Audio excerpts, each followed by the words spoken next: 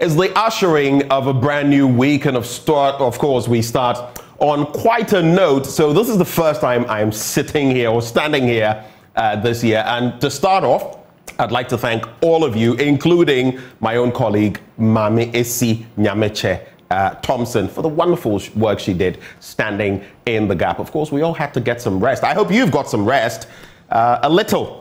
We've been able to squeeze in that. And as we usher in this new year on the AM show, from my standpoint, my prayer for you is the prayer of Jabez, that God will enlarge your coast, enlarge your territory, and that the year 2024 will indeed be a blessing, great blessing to you, to me, to all of us. We wish well for Mother Ghana. But of course, that also means we're going to give constructive, incisive criticism every step of the way.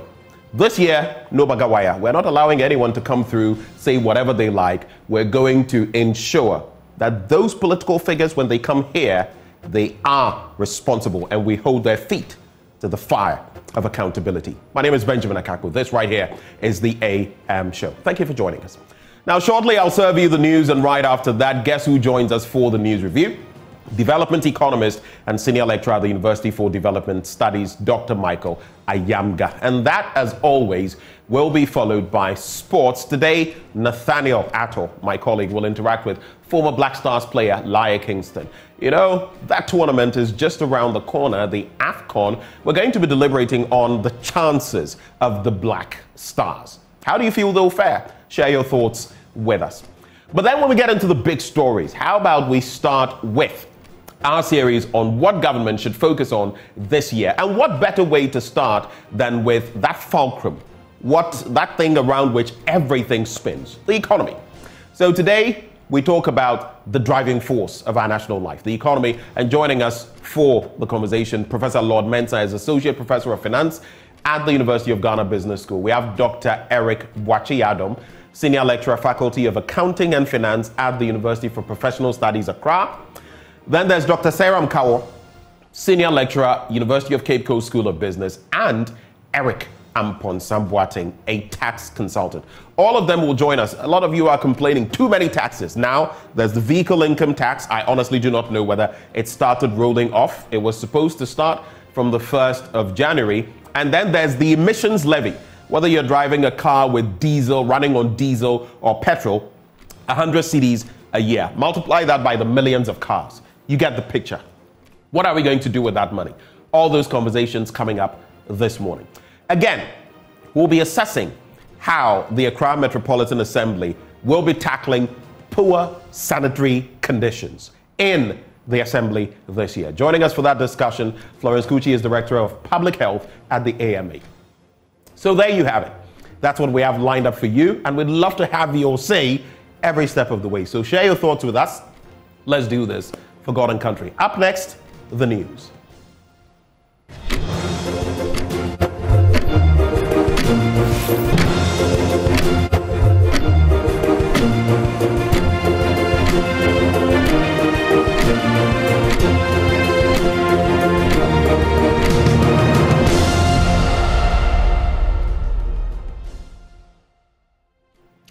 Let's settle for the news now. And in our first story, President Akufo-Addo is asking Ghanaians to consolidate the nation's democracy by preserving democratic values and principles. In his speech to mark Constitution Day, the president highlighted the importance of cherishing and safeguarding the democratic structures that have allowed Ghana to weather various challenges over the years. Ghana is considered a beacon of democracy and stability in Africa. And the celebration of Constitution Day should inspire us, Ghanaians, even further to hold on to this enviable status. And it is therefore gratifying to note that the nation's adherence to democracy has not waned. We know that there are no quick fixes to the challenges confronting us. And as we have seen in recent times, democratic structures of governance are capable of accommodating the most difficult of circumstances. Fellow Ghanaians, democracies are grounded on viable elections And this year, like we have done on 8 other preceding occasions, we will go to the polls to elect the president and my successor. No true Democrat can disregard the importance of elections and the sanctity of the ballot. It must thus be in our collective interest to ensure that the rules and regulations for the conduct of this year's elections are fair and transparent, and that we all develop respect for them, a respect that should not be a function of whether you win or lose. All stakeholders, that is the Electoral Commission, the political parties and their leaders, the electorate and citizenry, should work to assure the consolidation of Ghanaian democracy and help us maintain our pride of place on the continent as a model of democracy in Africa. There should be no lingering doubt about the legitimacy of the election, and the winning candidates on the conclusion of the process should receive the unalloyed support of all. That is how we can strengthen our democracy and the peace and stability of our nation. On a lighter note, 3 years on, I'm still waiting for my main opponent in the 2020 elections to congratulate me on my victory. I swore an oath on 7th January 2017, and again 4 years later on 7th January 2021, to be faithful and true to the Republic of Ghana and preserve, protect, and defend the Constitution. I shall continue to do just that. Moving on, the Member of Parliament for Wa West Superintendent retired Peter Lanshene Tubu says the 24-hour economy promised by flag bearer of the National Democratic Congress will be a game changer as it will bring jobs to the people, especially the youth. Speaking at a walk held in Wa to sensitize the public on the policy, Superintendent retired Tubu described it as a pragmatic and workable bid and not a trial and error scheme. Rafiq Salam now reports from Wa.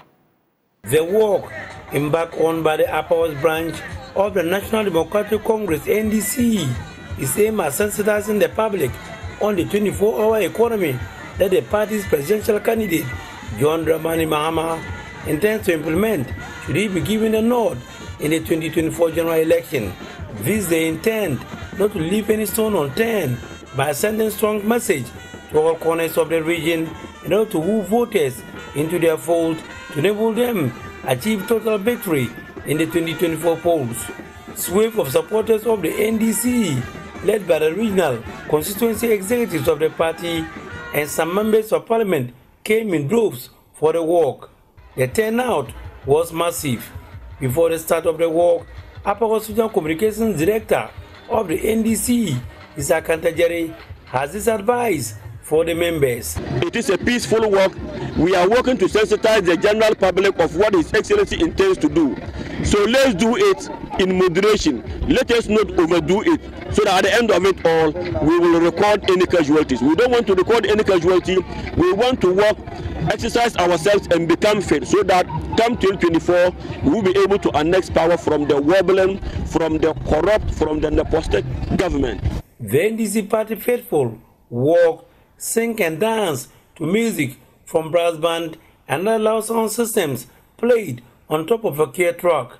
They ensured that they went round all principal streets in the municipality before returning to the Watertown basketball court and addressed by their leadership.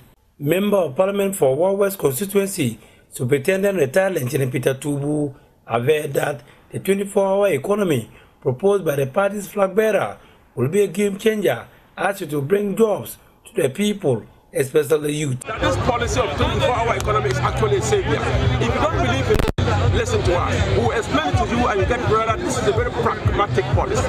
This is a very workable policy. This is not a policy that we are coming to do trial and error. No, it's not that kind of thing. This is something, because everybody has 24 hours. When you go to work, you grow. And we are saying that when you close, somebody should be there. Why should I go to the passport office to go and collect my passport and they say, oh, we have closed, you can't get it. I'm traveling tonight. Somebody should come for night where let me pick my passport and fly out this country tonight. Things are going to work. So we are going to sensitize the public as we move along. Let the people of Wa, the people of Upper West know that come 2025, the 24-hour economic policy is a game changer. It's transforming, saying that the country is truly changing under President John Dramani Mahama. Believe it, believe it. Jobs are coming for the youth. Everybody will get a share. Wa Central Member of Parliament, Dr. Rashid Hassan Philippo, on his part, assured the people that the 24-hour economy will restructure and create more wealth in the economy of the country, urging the people to vote for the NDC to implement it. We are encouraging you all, those of you who are not here, but just make sure that you have a mind that there's going to be a change in 2024, and that change is going to bring hope to you.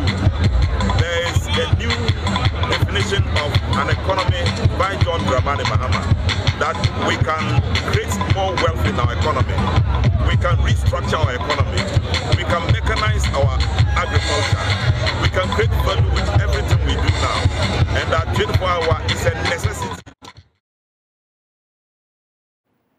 Now, the Adan community sub-chiefs have fined the National Democratic Congress parliamentary candidate for Sege constituency, Daniel Bessie, 3 rams, cartons of gin, and an amount of money for allegedly saying that no chiefs existed in Adan.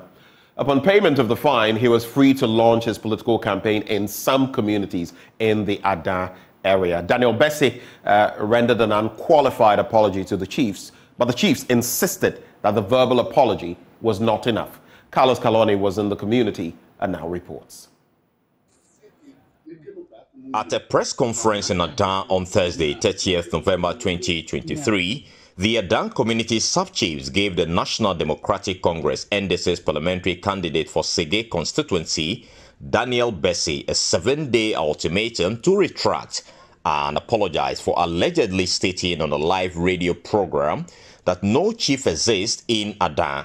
Despite the ultimatum, Mr. Bessie failed to apologize within the specified time frame. Consequently, the chiefs on December 5, 2023, in a letter signed by Nene Tete Asigbe, banned Mr. Bessie from carrying out any political campaign activities in the Adan traditional area. However, on December 6, 2024, accompanied by former District Chief Executive of Adan, Anthony Yao Klokpa, and NDC chairman from Adan and Sege constituencies, Daniel Bessie formally retracted his earlier statement before the chiefs and offered an apology along with fines, including 2 cartons of gin, 2 gallons of local gin akpeteshi, 3 rams, soft drinks, and an undisclosed amount of cash. Daniel Bessie spoke to Joy News after the apology.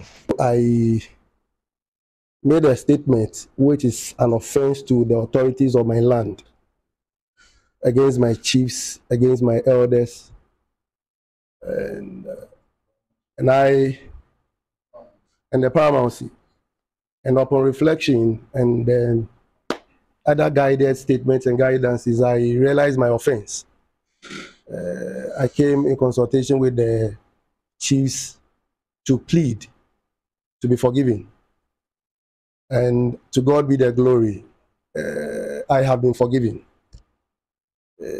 I must say that let this be a lesson to all of us, particularly those of us in the political class, those of us in leadership, those of us in business, those of us who are subject to our leaders.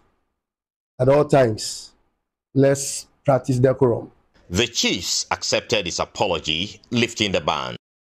Secretary to the sub-chiefs, Nene Dame Sewu III, urged politicians to speak responsibly ahead of the December polls. We are so happy today.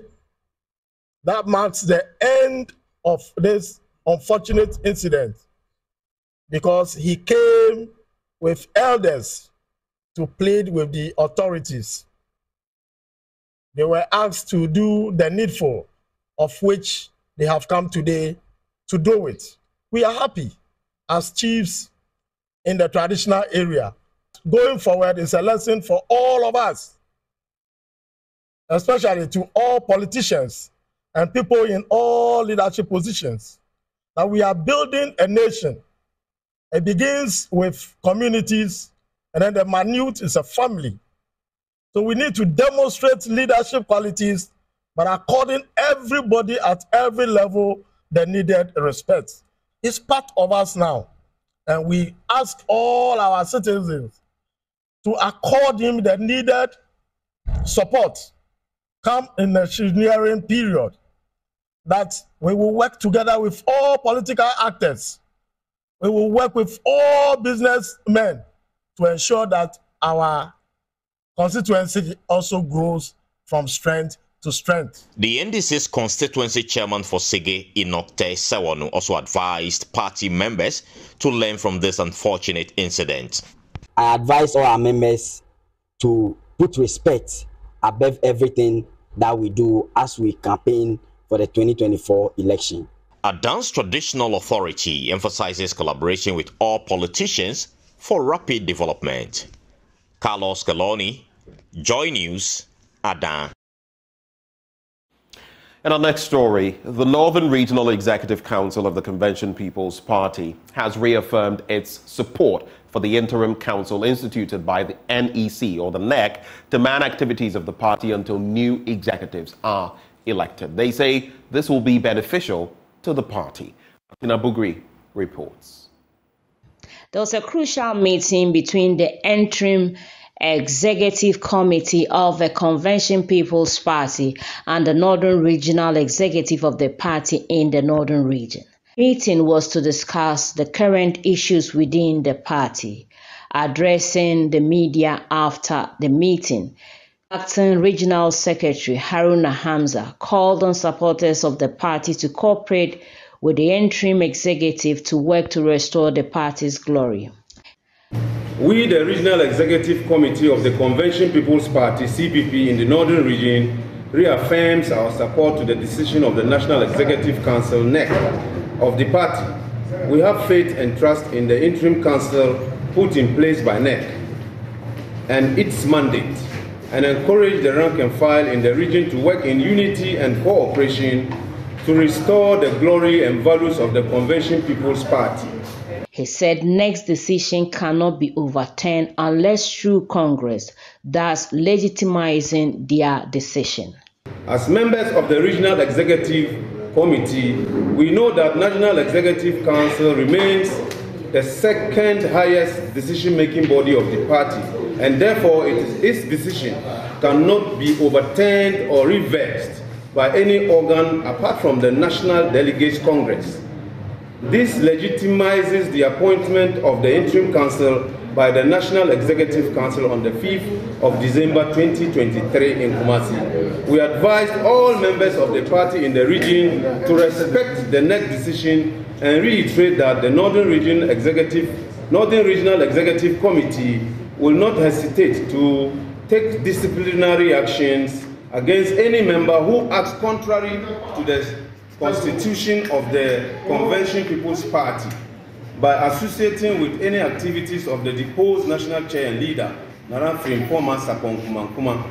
Given the role of the Convention People's Party in Ghanaian politics, we cannot continue to derail from our objectives of rescuing the suffering masses from the hardship in the country. Secretary to the Interim Executive Committee, Nkrumah Butiu, who spoke to the media, said they believe the reshuffle within the party will help build the party, contrary to speculation that it will destroy the party going into 2024.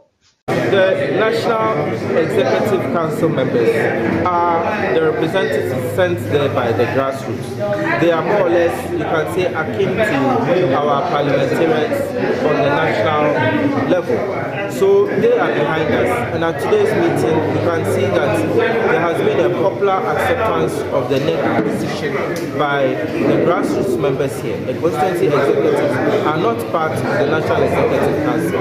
They have seen that they gave us their full support today, as they gave the support to the National Executive Council members in Kumasi on the 5th of December. So I assure you that the rank and file of the party is behind the party and the interim council.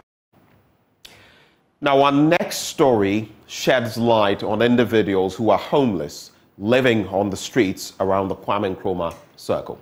Despite their challenging circumstances, these individuals have taken the initiative to clean the streets every first Saturday of the month. In conversations with my colleague Caleb Osei-Mensah, these men and women expressed their desire to reside in a clean and beautiful environment, emphasizing their assuring the Accra Metropolitan Assembly of their commitment to implement positive change despite their current predicament. We might be homeless, but we're not dirty. That is the message the homeless around the Kwame Nkrumah Circle are hoping to push with their monthly cleanup exercise initiative. This initiative seeks to challenge stereotypes and showcase their commitment to maintaining a clean environment despite their homeless status.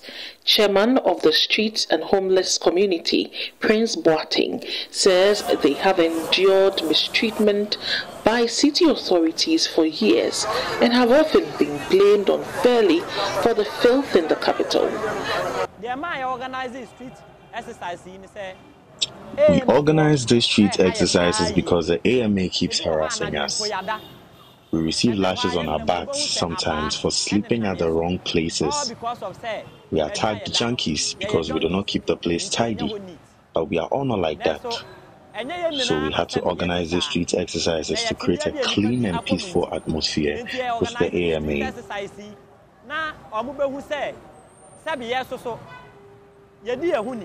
Isaac Kofi pleaded with the Accra Metropolitan Assembly to give the homeless a chance. We want to plead with the government to stop the AMA from harassing us because of where we sleep. We promise to keep the place tidy every weekend. Joshua Odate, the assistant chairman of the Street and Homeless Community, hopes this initiative will serve as a means for them to gain some favors. First of all, I want to draw the attention of the AMA because as we do here, if you go to any country, Italy and all the foreign countries, people are sleeping outside. But for Ghana here, if you are sleeping outside, they think they maybe you are a junkie or somebody.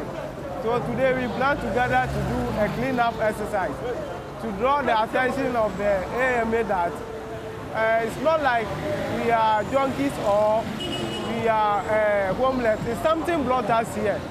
So if you are sleeping here, we have to clean the environment so that we will not get some disease like malaria and those things. Clean environment is a key to a healthier you, so keep it tidy. Caleb Osei-Mensah's report for Joy News. And that's how we cap off the news. Up next, the news review with Dr. Michael Ayamga. He is a development economist at the University for Development Studies. He joins us up next.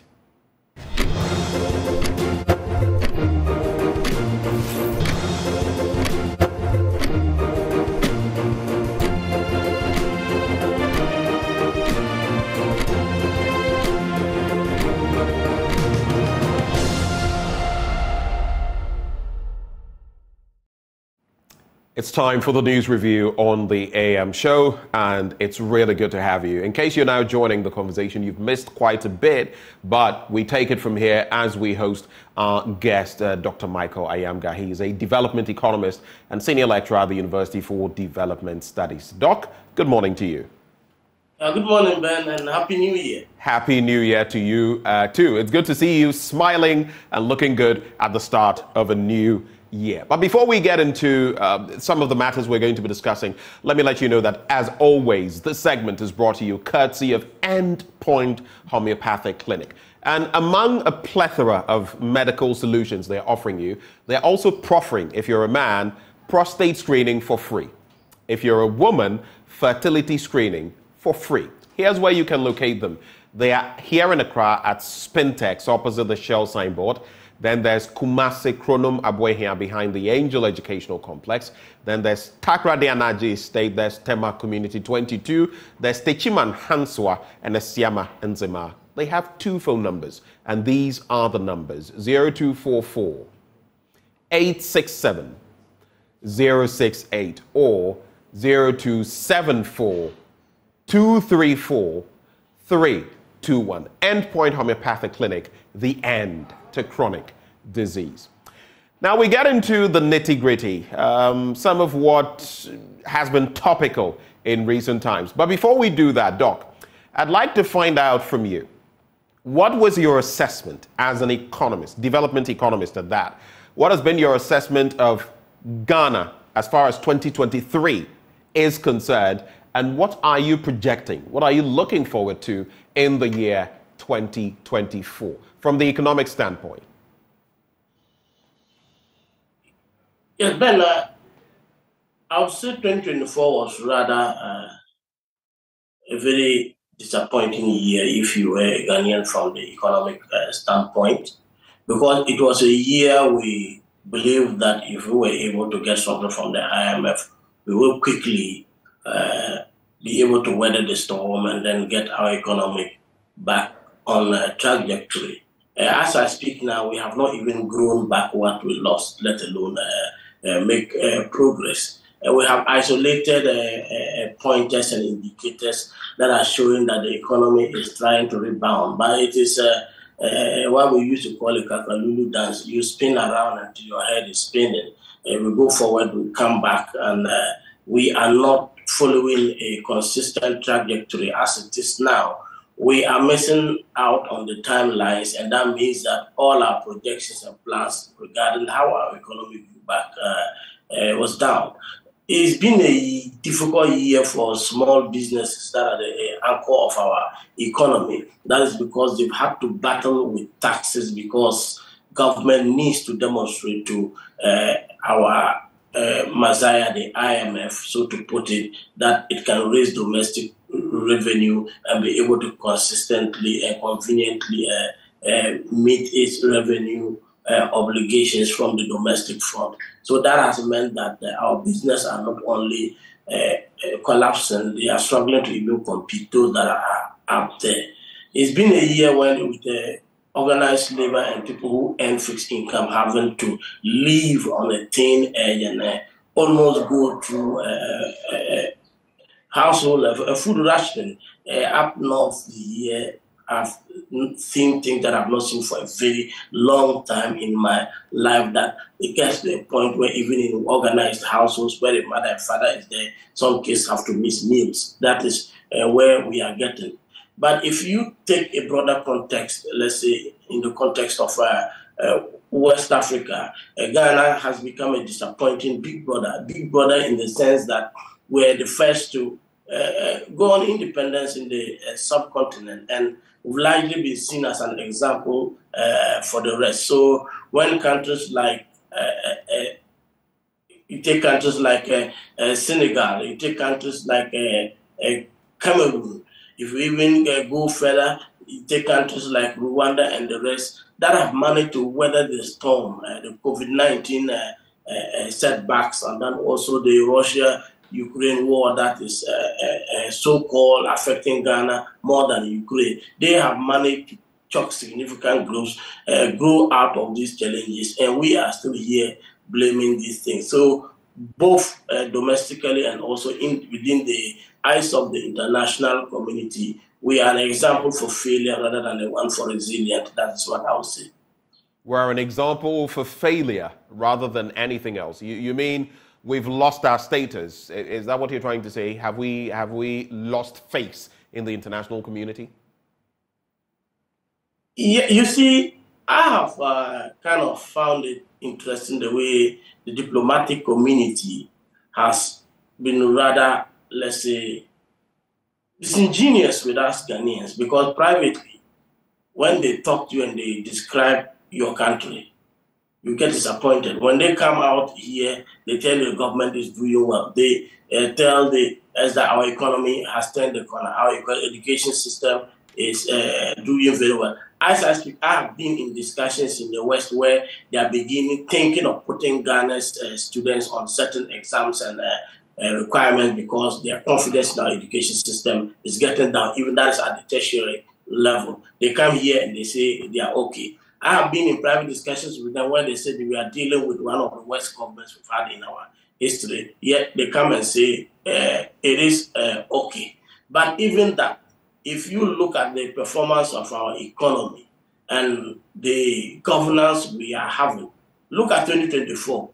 It has been a cocktail of corruption, of scandals, and so on, to the point that our president has virtually become someone who is trying to help us maintain confidence, even in a myriad of challenges. And the problem is that because of political expediency, even where he thinks he should come out hitting, he tries to massage the issues there to make them look politically acceptable, but also project by someone trying to stabilize the system. So I don't envy him, but I think that if you are a Ghanaian, and if my 7-year-old kid asks me whether we are making progress, I have to look him in the face and say that, son, pray hard.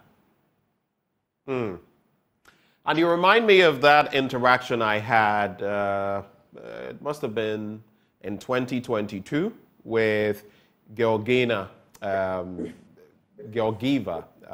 World Bank president, Kristalina Georgieva, where when I asked her about Ghana's IMF program, whether we'd get it and all of that, she started waxing lyrical about the fact that Ghana had been buffeted by exogenous shocks, COVID-19 and the Russo-Ukrainian war. And of course, this is something that all other countries have had to grapple with. Whether she meant that those were the sole factors. But to be fair to her, I also remember she mentioned that Ghana was a certain bastion of democracy, that many countries looked up to Ghana, not just in the sub-region. And so for that reason, they were hoping that Ghana they would be able to facilitate a program for Ghana quickly. But I do agree with you on the standpoint that sometimes these institutions are not blunt enough. And so they create one picture on the outside for the press and another picture in private. But what is black is black. There's no painting it white. So that is your take. Now, coming into 2024, I've heard the likes of, if I'm not mistaken, I've heard Professor Gachi on this, Dean of the School of Business at the UCC. I've heard Professor Bokpin as well speaking on these matters. One of them, I believe it's Professor Bokpin, said it would take us about 15 years before we can go back to anything close to where we were, economically speaking, before all of this meltdown happened, including our very own economic mismanagement. From where you sit, what then can you expect of the year 2024? Just briefly on that, and then we'll get into some other topical matters. Yeah, honestly, it's going to be a year where we turn back. The Minister of Finance says we've turned back the corner. We're going to go back into the maze because it's elections, and you're already beginning to find pointers of irresponsible behavior fiscally. And going into 2024 is going to be a year where a government with one of the worst records tried to break a record of going 3 consecutive terms. And they may be drawing inspirations from the women in this country that are getting the records tumbling left, right, and center. So you, as a Ghanaian, you become very worried. As a public servant, you become angry that despite going through these difficulties, subjecting yourself to incomes that are almost at the boundary of dehumanization, you see politicians willing to break the bank for an election. You see politicians failing the government caution, failing to make a case in terms of government by building the most robust electoral system that is capable of rigging even the US elections. I get very, very worried. As we speak now, the preoccupation of some people, many people in government, is not to get governance right, but to get the elections right. And 2024 is a year where we are going to even lose the gains that we have made with this IMF program and our economy. Why do you think that? Why do you think that? Of course, you see, if any election is going to be highly monetized, it is going to be this one. And you are already seeing it, and I don't need to point it.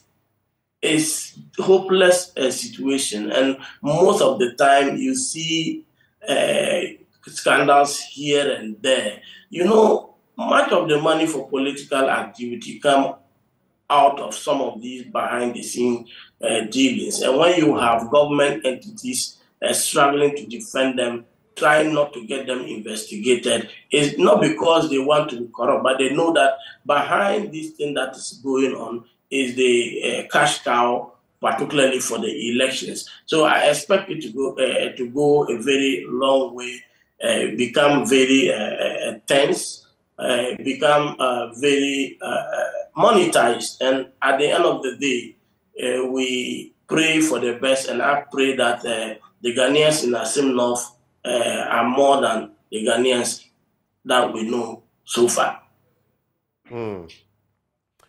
Anyway, interesting perspectives that you've given on the economy, at least what you've seen in the last year and what you can expect.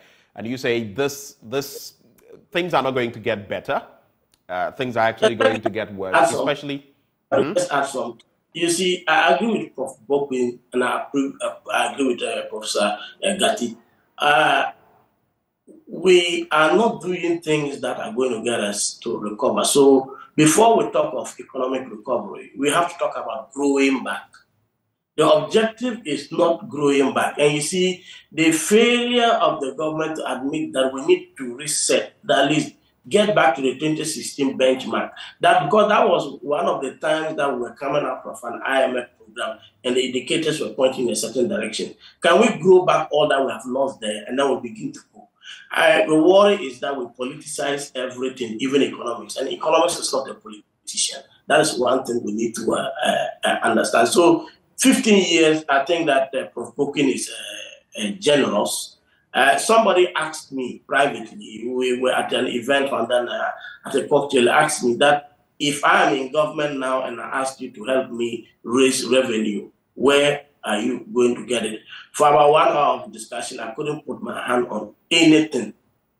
I mean, anything that can raise revenue in this country. And I believe that is why everybody is going berserk with John Mahama's proposal of a 24-hour economy, because something out of the ordinary has to happen for us to be able to begin to raise revenue. It looks like we are caved in and we just have to struggle. Can you imagine at a certain point in time, the government has to wait every day for money to come from the Ghana Revenue Authority before it can even pay some people? So you don't even think and where are you getting this information? Where are you getting this information from?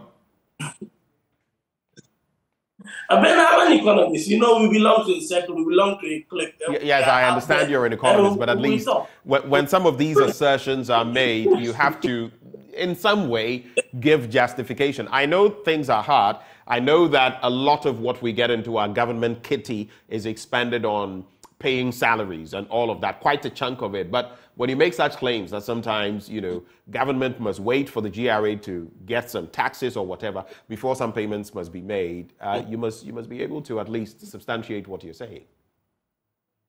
Oh, no. You see, I think, let me just be blunt. I mean, that's my problem. I don't hide things. When we were going to be paid our book and research allowance, I remember some of my younger colleagues in the, younger in the sense that have been in the system longer than them, came to me that, why are we keeping quiet and this thing is not happening? And they asked you in particular, why are you keeping quiet? And I said, I don't actually know. So I started making inquiries. And we wanted to disrupt the system.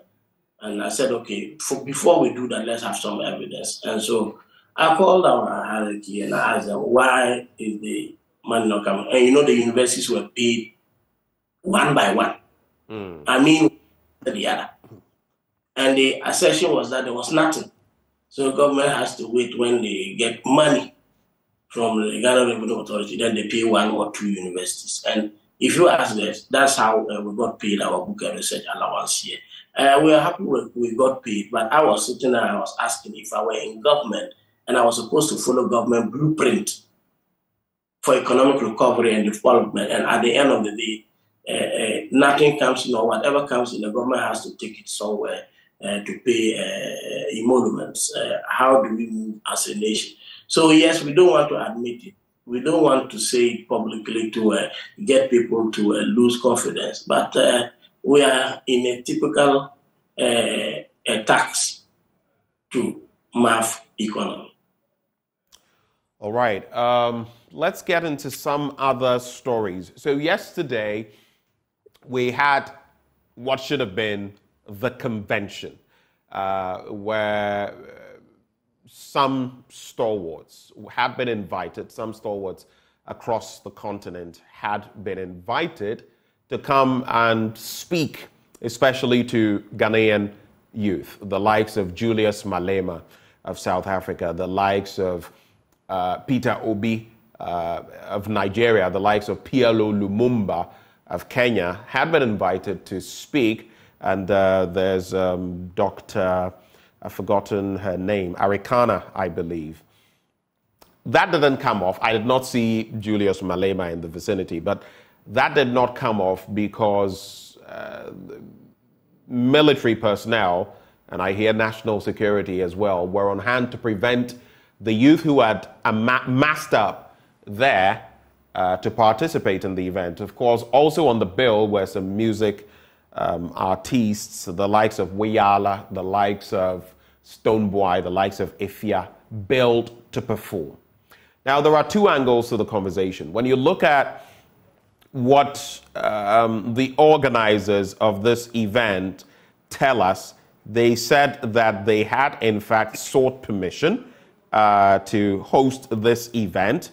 I'm just going to bring you a little bit of what they say.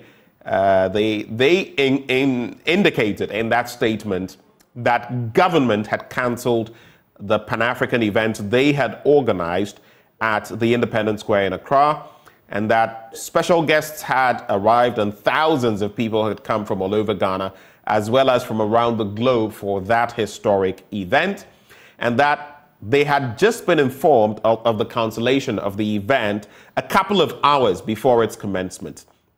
It was approved by the government, according to them, in November 2023, and so it came as a shock to them and a devastation to their dignitaries. And they said they apologized for the inconvenience it may have caused, and that they would try to remedy the situation, that it was beyond their control. And you see some youth there yesterday whom we caught on our cameras actually sharing their thoughts. Some of them actually shared their thoughts with us. But on the other hand, and this was made known, this was mentioned when the organizers, Nana Bediako, among others, spoke. And he says, you know, there was, I think Dr. Arikana made mention of the fact that she had been told that supposedly there was some political ambition to Nana Bediako's whatever. And he clarified there that what he had was a movement. He was an entrepreneur. He was fostering entrepreneurship, which was why he had brought together these people. But he also declared that he was the new force, the face behind the mask. And you've seen, I'm sure, those billboards with the new force and all of that in there. I have struggled to find that line between being political or wanting to launch a political campaign and what he was doing or suggesting, whether that would feed into the politics or not, especially when he was making mention of Nkrumah and at the Independence Square. But that is exactly the bone of contention, because from what we gather, this was blocked because supposedly it was not meant to be a political event. But in the end, that was what intelligence, government, or national security, or whatever you may call it, had picked. My questions then, what investigations went into this? When someone says, I'm going to host an event, you know exactly what the person is doing. Was there misrepresentation? Did our national security or our security operatives not do their work, for which reason they now think that it was going to be the launch of a political whatever it may be? And once you've granted such permission and you have stalwarts, and these are no mean characters. I admit I didn't see Julius Malema, but you had Dr. Arikana there. You had PLO Lumumba there. You had Peter Obi there, among others. This casts a bit of a slur on us as well. Youth felt aggrieved. But on the other hand, there is our national security. What do you think? Ben, I say, even if it was a political event, so what? Since when did organizing a political event a national security problem? Some things can be spontaneous. We all travel abroad and we see how demonstrations sometimes occur. Nobody announces them. You get up, you see something is happening, you write something on your placard, you go and join it. It grows in number. All the police do is adopt. The security system adopts to the situation because the opportunity to express your views, to project your human rights or your rights as a citizen are not periodic. So sometimes you don't have the opportunity to plan them. The opportunity presents itself and you have to act. Our police, our security systems have to be proactive and reactive, flexible, rather than this rigid approach they have used always, that everything you have to do, you have to seek their permission. If 5 people gather somewhere and they want to breathe, they need a permission of the IGP. I think that is disgraceful. The tendency to use their positions to kind of make some people in government feel comfortable, I think it's getting out of hand, and they are making us a laughing stock like they did yesterday there.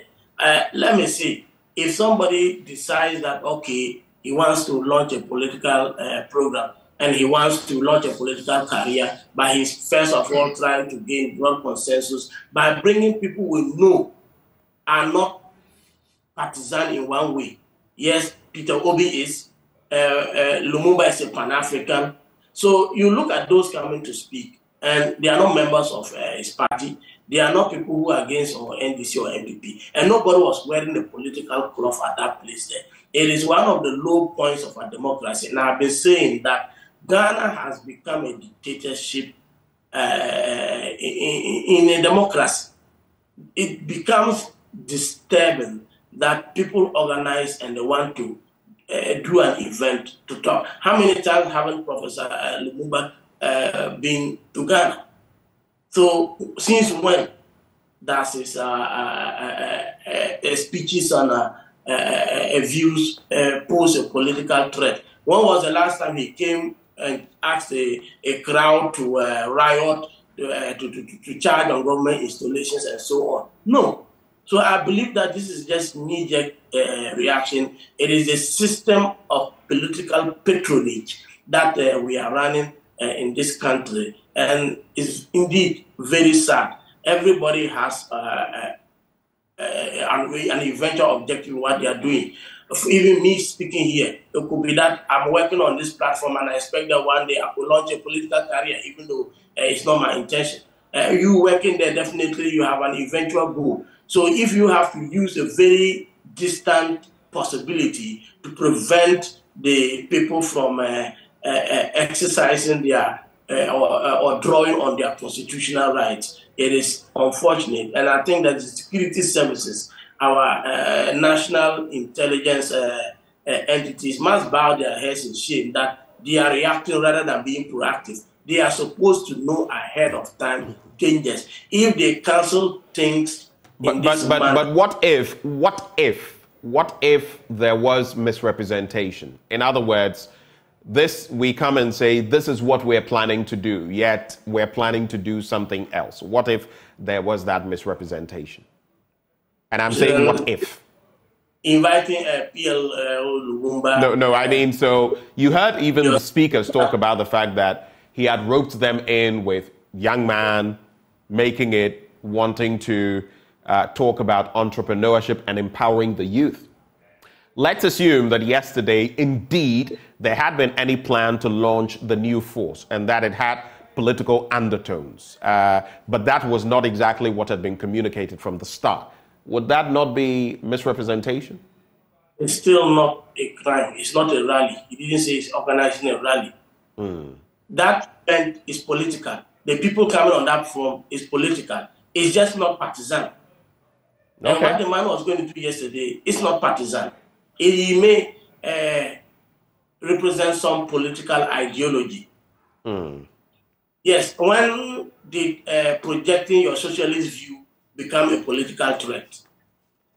Because the people I see there are Pan-Africanists, are socialists, and are people that try to represent a new renaissance in Africa. Since when did that become a threat? You see, they say the one that slaughters people doesn't sleep in a supine position. And if you do something wrong, you sleep with one eye open. That is where we have reached now. Government is so paranoid because of its own record, because of its abysmal economic performance, that it thinks that every gathering of market movement can even cause an uprising. That is why it is behaving that way. And I think that the government ought to know that we Ghanaians cherish our democracy more than them. Otherwise, things would have happened long ago. We, the people, kids, are the ones that safeguard our democracy, not their security services. We love country, and the earlier they come out of this unbridled paranoia and allow this country to go forward, the better. I noticed that, and as you talk about the image of Ghana, I noticed that one Clemens, who actually is with Al Jazeera, posted something suggesting that Ghana's president was intolerant on X, that Ghana's president was intolerant of divergent opinions. But of course, we always have to listen to both sides to form a proper opinion. Just to cap off on that, though, because there's something else specific to you that I want to ask you as well. When you listen to Nana Bediako, he also makes mention of the fact that he is, and quoting him, nothing to be afraid of, or nobody to be afraid of, and that he is a savior. I found that rather curious. Do you find anything curious about that, his putting forth himself as some sort of savior or messiah? Yeah, we need one badly in this country. So if he is, I wouldn't mind. But his personal branding, you see, if you have nothing to fear, you don't have to get worried about somebody saying he's a savior or so on. I don't think that he has the ability to disrupt our democracy militarily. He cannot, stage an uprising, stage a coup.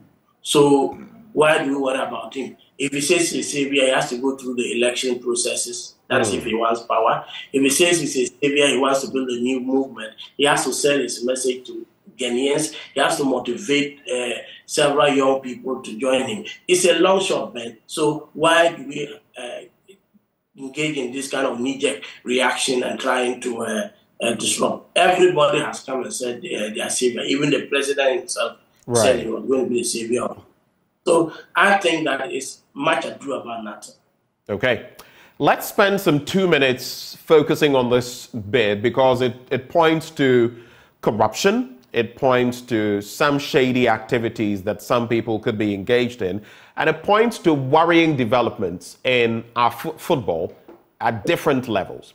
You posted on social media, Facebook to be specific, in recent times, about how, of course, you own Kasalgu Arrowheads and how there had been some attempt to induce you playing, you were offered 50,000 Ghana cedis.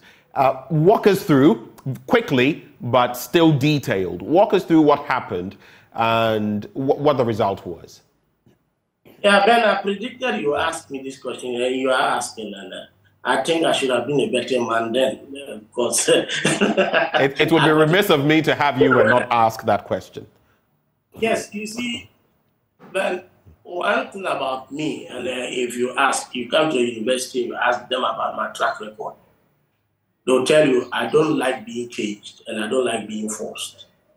If you call my vice chancellor today and ask him, oh, what does he expect of Mike? He'll tell you, oh, if he has a problem, he'll come to you directly, look you in the face, and say what he has to say. You see, I've always heard these things are going on, but I did not know that they are taking dimensions of organized crime. And you see, that I haven't said anything. If I had said what transpired between my setup and these guys, you won't watch anything football from Ghana. I just talked about the tip of the iceberg here.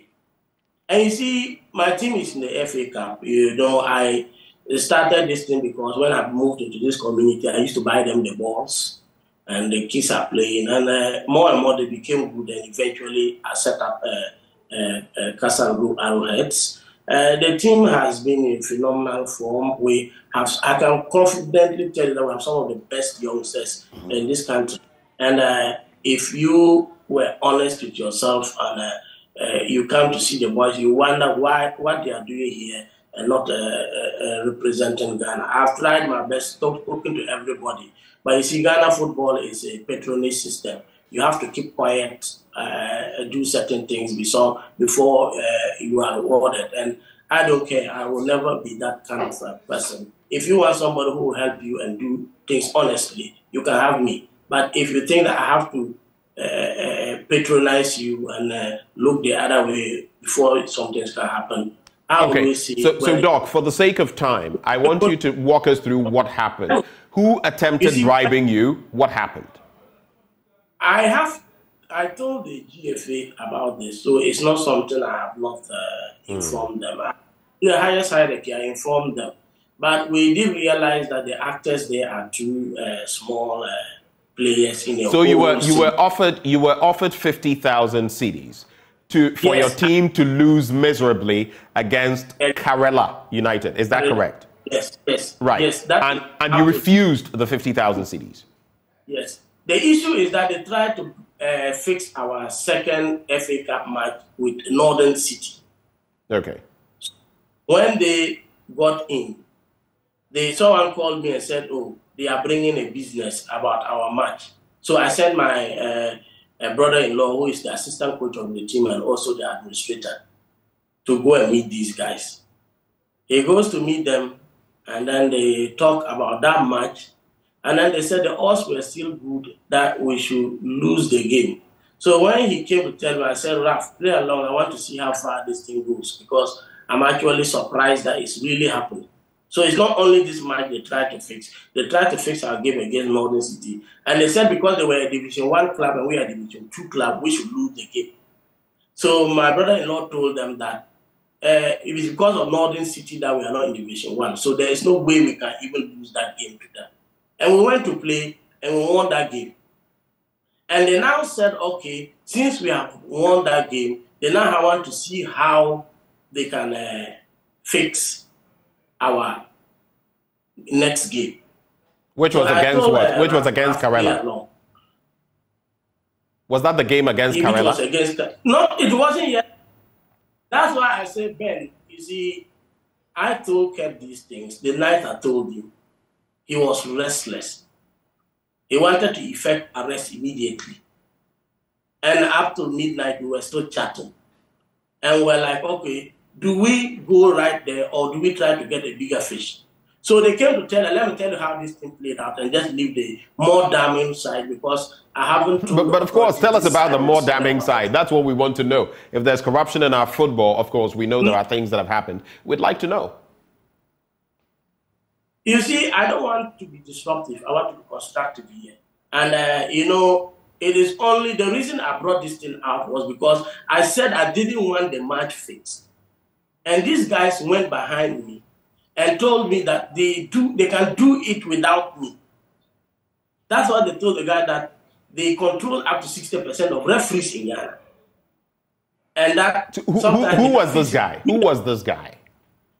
I have mentioned their names because they started threatening me, and that's what my system hates. I don't like people who threaten me. So I think they better be ready that their names are out there. Their names are out there.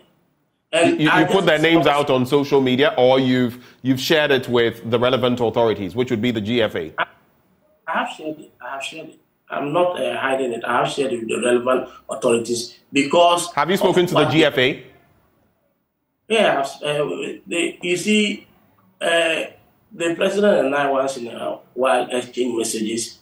He's somebody interested in progress, and just like you guys are talking to me, he talks to me sometimes because I feel like I can bring an idea or two. So he is more fired up about this than I am, and I have to be very honest here that he even tried to preempt the situation by changing the match officials on the day, putting extra monitoring systems on that match. So I can say for sure that they weren't sleeping. It's just that I don't want to go on and on, but even that those measures that were put in place, per discussions I had with that guy, that system was already compromised again because of previous engagement with these same guys. And what they did was, when they came and they said, told my brother-in-law that they could offer me 50,000, that's the least, that if I wasn't okay, I could negotiate. Then so to cap it off here, we have to go. To cap it off, eventually they bypassed you because you refused to take the money. I think your coach and your football captain, both of them came up with funny stories. And you see, when God is fighting your cause, strange things happen. My kid was playing with my tablet at the time my captain called. He was doing a video. And I was taking my coffee, so I put the phone on loudspeaker when my captain called. And that all of that call was recorded by my son who was playing with my iPad. So I have that call, even though it's a funny video, it's crystal clear when my captain was approached. Okay. So now I have something that is almost evidence of what is happening. I am not talking. I'm not the kind of person who would give young people away. I don't need the money. Yes, let me alone. I hate betting companies. And if clubs decide to collude and get them out, I don't care, as I've said. But assuming I'm in relegation, I'm on relegation, and I want to win a game at all costs, and some syndicate has the right and the ability to still force me to lose the game, every club owner has to be worried. And that is my worry here. Okay.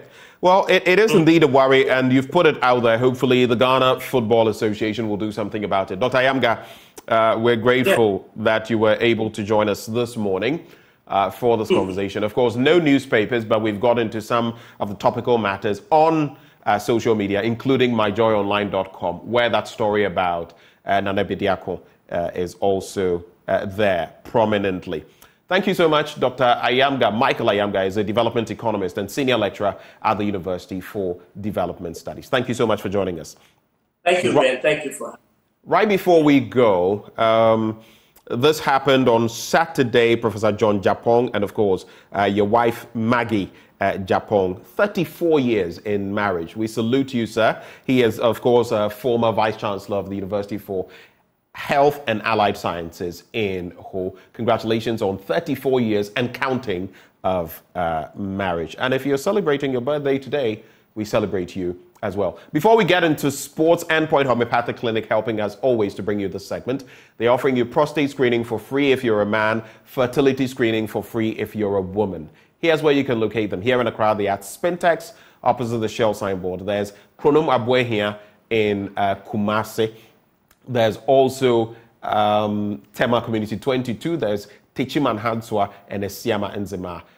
There's also Takrady Anaji Estate. Now, the numbers you can call them on 0244 867 068 or 0274 234 321. Endpoint Homeopathic Clinic, the end to chronic disease. Now, up next in sports, as we deliberate on the AFCON and Ghana's fortunes, our very own Nathaniel Atto interacts with former Black Stars player Laie Kingston. What is the way forward for Ghana and what are his expectations? That conversation up next on the AM Show.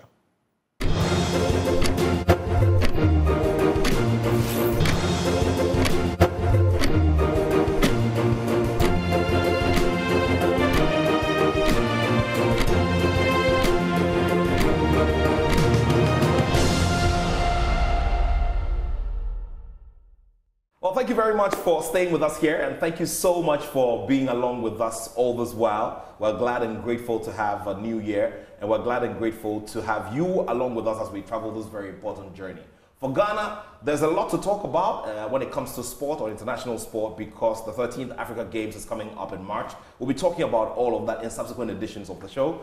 But the most important thing for now, and the most important area of focus, is the upcoming Africa Cup of Nations to be hosted by neighboring Cote d'Ivoire. You do remember the story of Ghana, or you do know the story of Ghana. Four-time African champions. We're not the highest achieving side. Egypt is.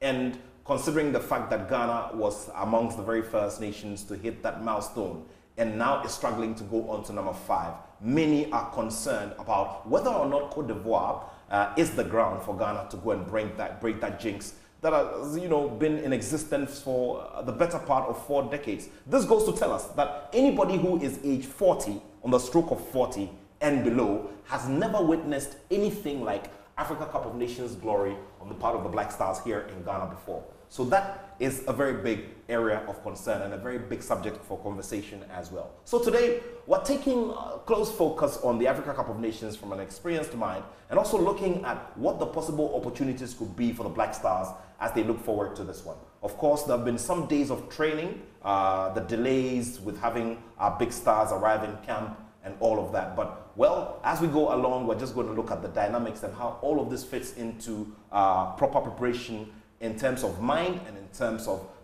physique and technique and everything to get the Black Stars ready for this very big task in Cote d'Ivoire. It's time to get into the big conversation here on this special edition as we start off the year. And this fine gentleman has featured for Ghana in 2 editions of the Africa Cup of Nations. One of the finest pair of limbs and finest talents not to have graced the FIFA World Cup, but sure did contribute immensely to Ghana's qualification to her very first World Cup. In recent years, he has focused his attention on the technical end of things, and of course is doing a lot in that area. Previously, he was in charge of the under-18 men's, or the under-18 boys team of Right to Dream Academy, and under which he was able to do a lot. Of course, did quite a bit as well with North Zealand FC, who are a sister institution to Right to Dream Academy. And away from that as well, he's working on his UEFA licenses and looking forward to securing the highest badge, which will be a UEFA A. Now, away from that as well, he has become one of the most sought after names and faces when it comes to football punditry. He's worked with the Joy Sports team, was one of the biggest points of reference when it came to Joy Sports coverage of the Euro 2020 event live on the Joy Prime channel, and also has featured on SuperSport as well on the same stage of the Africa Cup of Nations. Who am I talking about? The man who previously wore the number 7 jersey for the Black Stars, who some time ago had some dreadlocks, but now decided to put all of that away and stage a new look. Laye Kingston is my guest here. Thank you so much. Thanks. Man Sabato. Yeah, thanks for coming. Yeah. Happy New Year to you. Many happy returns. Yeah, great. Today happens to be the 50th birthday of our big brother and friend, the executive council member of the Ghana FA, Randy Abbey. Randy Abbey celebrates 50 years today. I know he's your brother and friend as well. Yeah. We all know Doug has been all our friend. We've known Doug for a long time, and our relationship, it's something else. When he see you, the way he will receive you, and all that. I remember when I was playing for the Black Stars, he was part of the management members for the Black Stars team, and his contribution to our first ever World Cup was amazing as well. Wow. So someone that loved the game, and then off the pitch as well too, his personality is massive. Well, big salutes to Dr. Through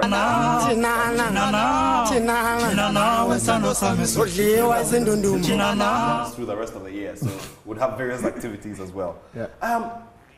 Laye, let's begin with you. I mean, what have you been up to in recent times? I mean, since you bid farewell to Right to Dream, with your exploits there and everything.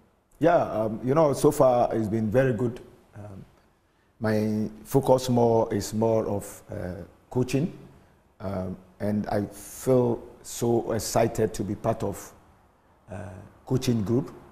And trust me, I'm really enjoying every bit of it.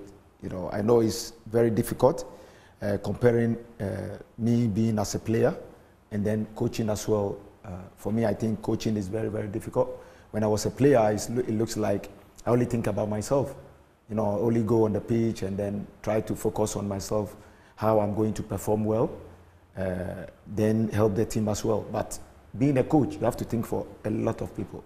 You know, doing your planning, managing the backroom staff, managing the players, planning your sections, delivering your sessions, doing presentation to the boys before you go on the pitch, having a game plan before every game. So it's quite a work, you know, but if you are doing something and you have passion for it, I think you don't think about the tough times, you know. That's what is driving me. I have passion for it.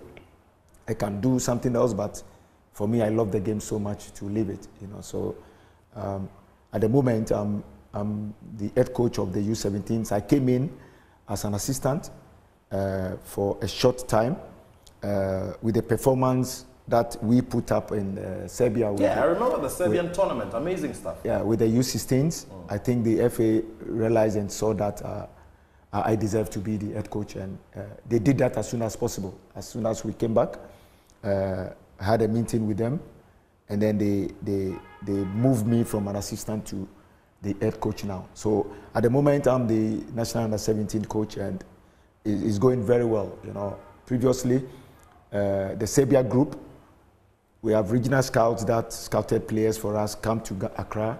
Then we have to pick the best among them. But I had an experience through that, and I decided to go myself this time. And this time, myself and my technical team, we went all over the regions. We went about 10 regions to pick the quality that we believe can help the country. Bring them to Pram Pram, and then now we have 26 players in camp. But there is still room. If I see someone who is better than the one that I have there, he also gets his chance. So at the moment, this is the focus. I'm focusing with the national under-17 men's team, and it's been very long since we qualified to major tournament with the U17. So that has been my worried that we have, myself and my technical team, we're doing everything possible so that this time Ghanaians will enjoy under-17 again. Do we have, is there hope? I mean, you are the experienced one. You played at that level, and God being so good, you found your way back this time. You're operating from the dugout. I mean, in years past, we've had to deal with issues of age cheating, for instance, and all of that. How are we dealing with all of these things at this time in 2024, when we want to revive that interest and also get ourselves back there? We won 2 titles in the 90s. Yeah, 2 world titles. Yeah, for me, I think it's very, very important to take that job. I took it because I've been there as a player, and I had experience with the U17s as a player. In my time, it was 1997. We were runners-up. We went to the final with Brazil. We lost like 5 minutes to finish the game. We were leading 1-0. They equalized, and then we lost the final. So as a player, and then now coming back to coach, the same. It gives me a lot of memories as a player. So that also have helped me to understand the mentality of that age group. And you speaking about like people not picking the right age group and all that. That's why I took it upon myself to go out there myself and then go and look at the boys. After that, this is what I did. I assign my team manager to go to the, if we pick you, I send my team manager to go to your school to go and verify and check your right age in the schools before I take a decision of bringing you to camp. So far it has been very good and clean exercise. Also, one thing we have to know that we have to go through the MRI before you be eligible to play in the WAFO and the African Cup of Youth Championship. So because of that, I did a lot of inquiries about the previous U17s, and the previous one, they had some challenges last minute, final minute. About 80% of the players failed the MRI. So last minute they have to be bringing new players in. That's technically it won't work because you, the coach, you not work with them. You don't know what they are bringing on board. The players doesn't know what you are expecting from them. So I took it upon myself and make sure spoke with the FA, with the FA support and Dr. Pambo's support.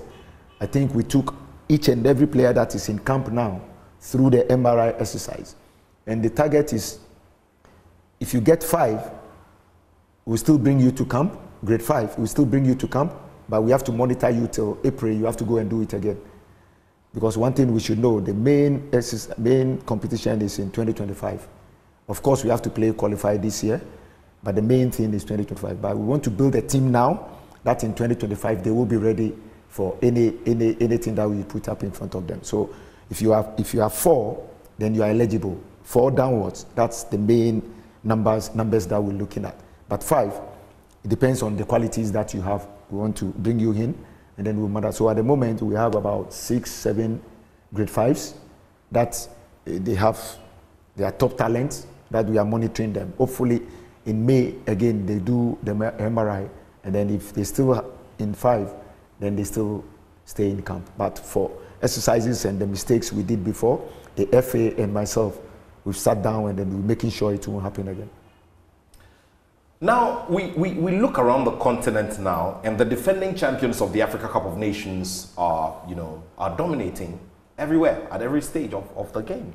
Senegal are now the template. Some years ago, Cote d'Ivoire, took that accolade because of their very effective academy system, their Sek Mimosa Academy and all of that. Now, it's Senegal, and Senegal seems to have gotten it right in terms of setting their structures right and everything. Morocco is also getting themselves into the fray. What have we learnt about them? I know you traveled around to monitor some of the tournaments and all. Yeah, for me, mentioning Senegal and Mali as well, it's about long-term planning, which for me, the results that they are getting now, they planned it maybe like 5, 6 years ago. So when you invest well in infrastructure, invest in your coaches, then your coaches can educate players in the country that can play in the highest level. So for me, I think all those countries, Senegal, Mali, Morocco, they invested well in the infrastructure. Good infrastructure will help the coaches to be able to educate the players well. It can develop the players well on good surface. And also educating good coaches that they can come and then pass on positive things to the players, So for me, I think it's long-term planning, and which for me, I believe Ghanaians, we should be exercise patient and have that long-term planning, and I think that's the only way we can have results. Long-term planning, and then also educate good coaches that they can pass positive knowledge to the playing body. With that, then the results will show on the pitch. So I think these countries, this is what they've done. And I'm not surprised that they're getting results because they're doing the right thing. So you look at us and how we've planned. I'm asking all of these, obviously, because of where we are regarding how much influence we have, or how much the name Ghana resonates among football fans as we prepare for the Africa Cup of Nations, because there's a lot of talk about the planning and structures and all of that, and how it is going to have a telling effect on what we're going to see on the pitch eventually. Yeah, for me, I know Ghanaians are not happy about the team because previous performances have not been. It's not gone well for us, but like you said, we are Ghana. We are Ghana. You go. I always say that everywhere you go in this country, you find quality players in the country. But then again, you can have one thing we should know is like a football team. It's a football team, so we need to have proper guidance to the players that we can guide them to achieve whatever the country wanted to achieve in terms of proper training camp, in terms of the technical team sending the right messages to them, the players getting used to the technical team. I know they went to camp very late, but most of the players that have made it to the final list, they've stayed with the technical team. So already the players know the technical team and the technical team know the players as well. So the state that they are in now, the main focus is game plan to our first game in Ivory Coast. I know it's going to be tough. It's not going to be it's not going to be easy for the team, but the most important thing is our first game. If you get it right, I think we'll have a smooth tournament. Well, if you just joined us, we're having this conversation with Ghana legend Layi Kingston, who is now a coach, and he's been doing a lot in terms of coaching, in terms of scouting, and also football punditry on international networks, and is bringing his thoughts to bear as we look forward to what will hopefully be a good Africa Cup of Nations campaigns in the face of all the difficulties. We're going to be talking about the difficulties in a little bit, but Layi, I'd want us to talk a bit about the game, the Namibia test game on Monday, and how much we can draw out of it. Namibia decided to also camp here in Ghana, and that sure will bring a lot of benefits to them, especially as it's just next door in Cote d'Ivoire. But let's talk about the phenomenon of players and their release to national teams. The conversation about the placing of our leagues, the scheduling of our leagues, and how it should be in sync with that of Europe. This conversation has gone on and on and on. And now one bug that bit us years ago is coming back to sort of manifest itself again. It's taken a while. It took a while for Inaki Williams to return. Coach David Moyes spoke about, Kudus Mohammed said, look, I mean, if Mo Salah could play that last game, why couldn't, Kudus play? I mean, you also had similar challenges when you played at Hearts in Scotland. Yeah, I think that's a massive challenge for the players and the teams as well.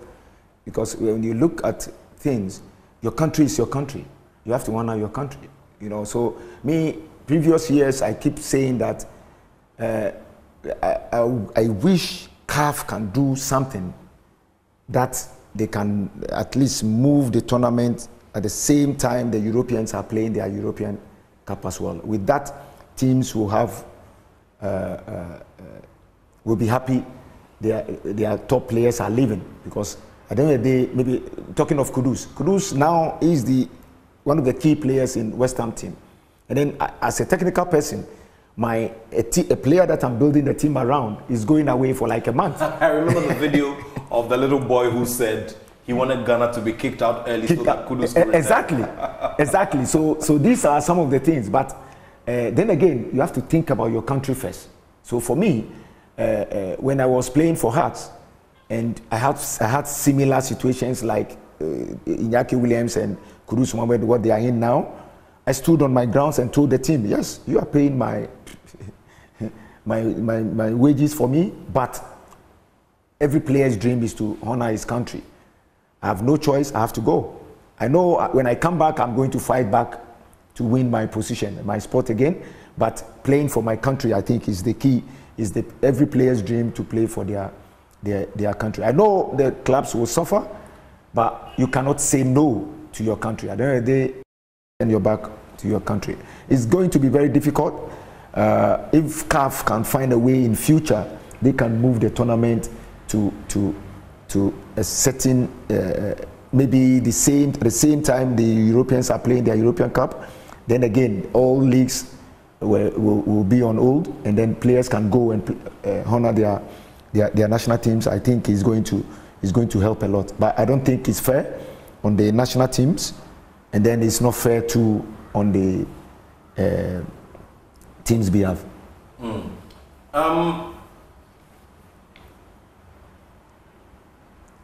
Now, we've had all sorts of situations. We had the Inaki Williams situation, we overcame it. He was able to do his nationality switch, and then he got the opportunity to play for the Black Stars. Then he started searching for goals. He couldn't get it right at the World Cup. Then recently in a qualifier, he got it right at no less a place than the Baba Stadium. It's a massive relief from him. I know I know the way he's going to feel when he wasn't scoring. I know Ghanaians, the way they love the game. So as for the pressure, Europeans, they understand the game. So Europeans, they will have time for you. But in Africa, the pressure, you have to come and deliver as soon as possible. So I was happy to see him getting his first goal. And hopefully that one is going to open the doors for him to score more goals.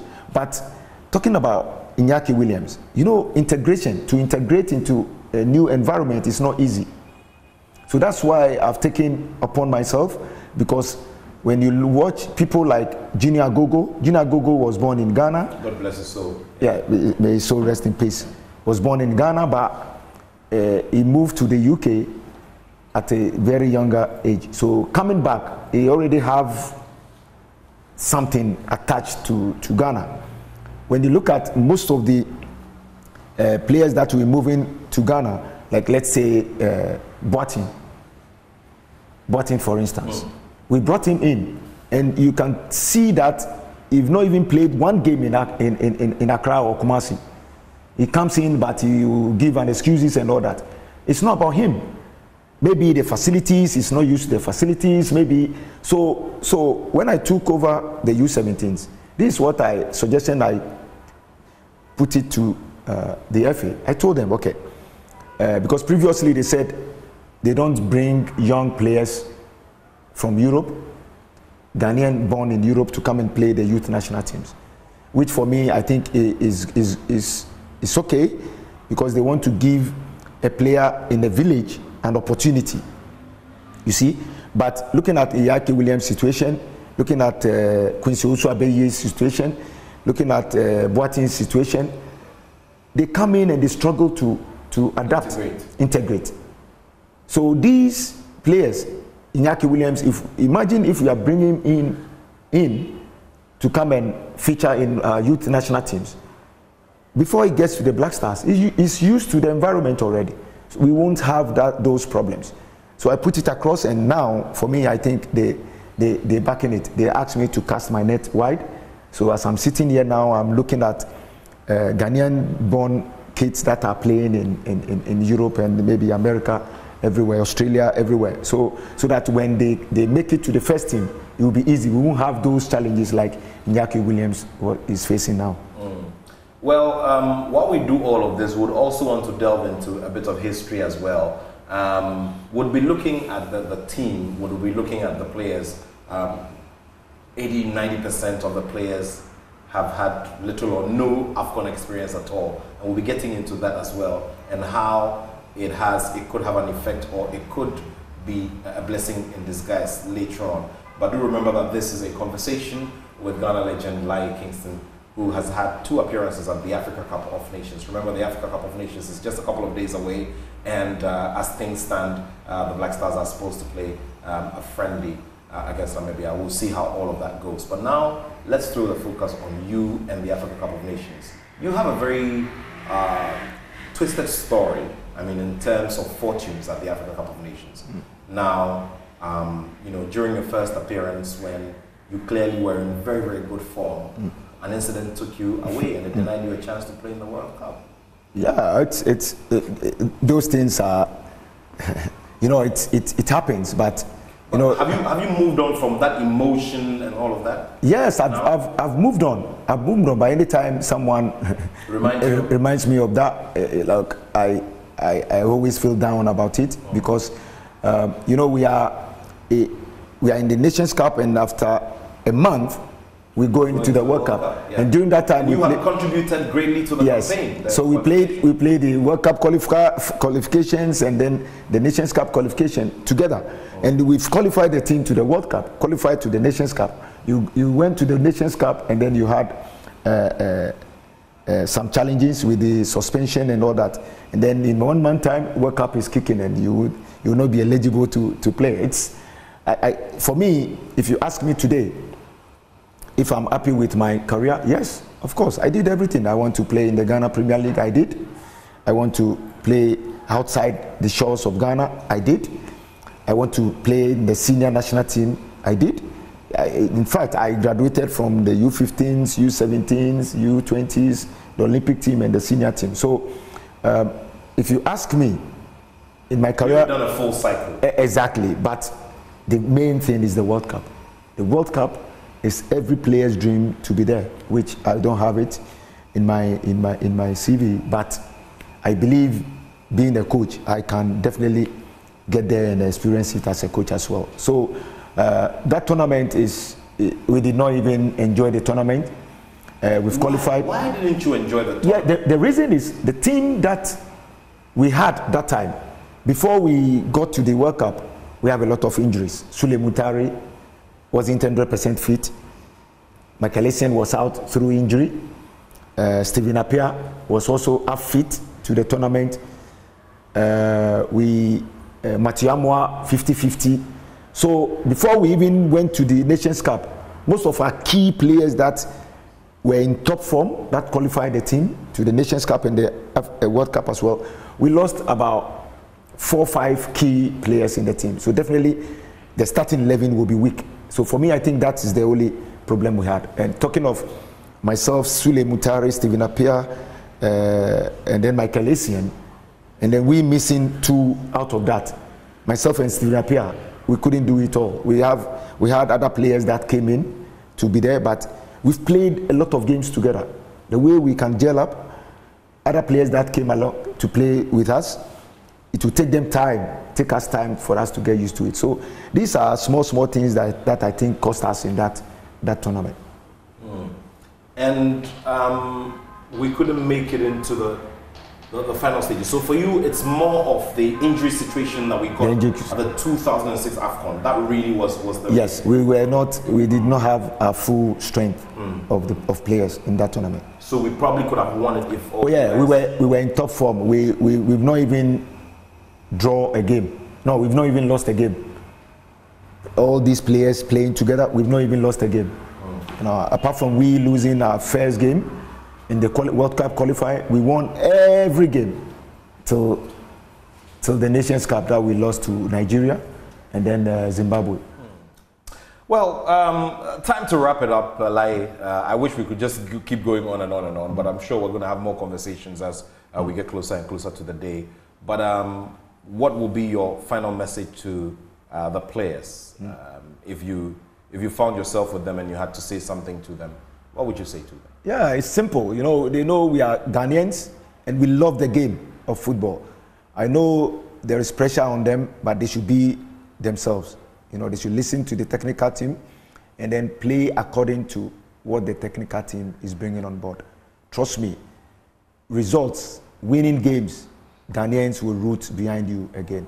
Rest assured that some of us, we are rooting behind you. So go out there and exhibit, show whatever you've been taught and whatever is in you. And trust me, the sky will be the limit. Lai, thank you so much. Thanks for having me. Great having you this fine afternoon. And guys, ladies, friends from all over the world, thank you so much for watching and listening as well.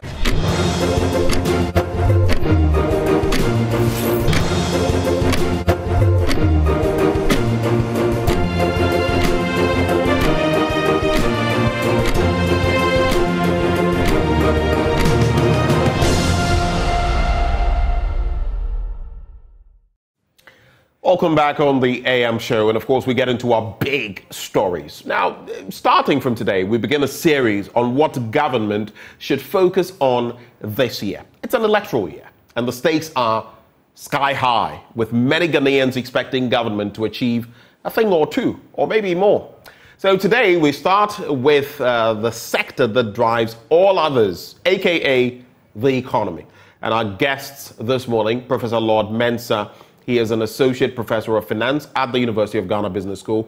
We also have Dr. Eric Boakye Adam, senior lecturer, Faculty of Accounting and Finance at the UPSA.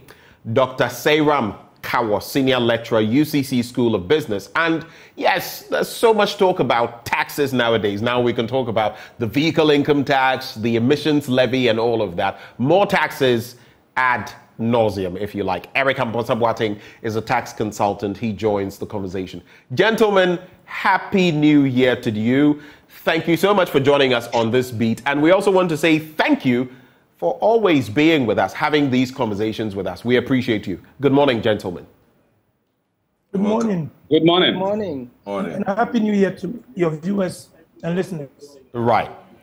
Professor Mensah, so let me start off with you. 2023 is done and dusted. I just want to start from there. How do you feel we performed, economically speaking, under an IMF program before we get into 2024? And that's a question I'll throw to each one of you. You can spend a minute and a half on that. We're in the grips of an IMF program. How did we fare in 2023? Yeah, so good morning once again to my, fellow co-panelists, and then good morning to our viewers out there. Yes, I would say yes, of course, IMF came to dictate to us.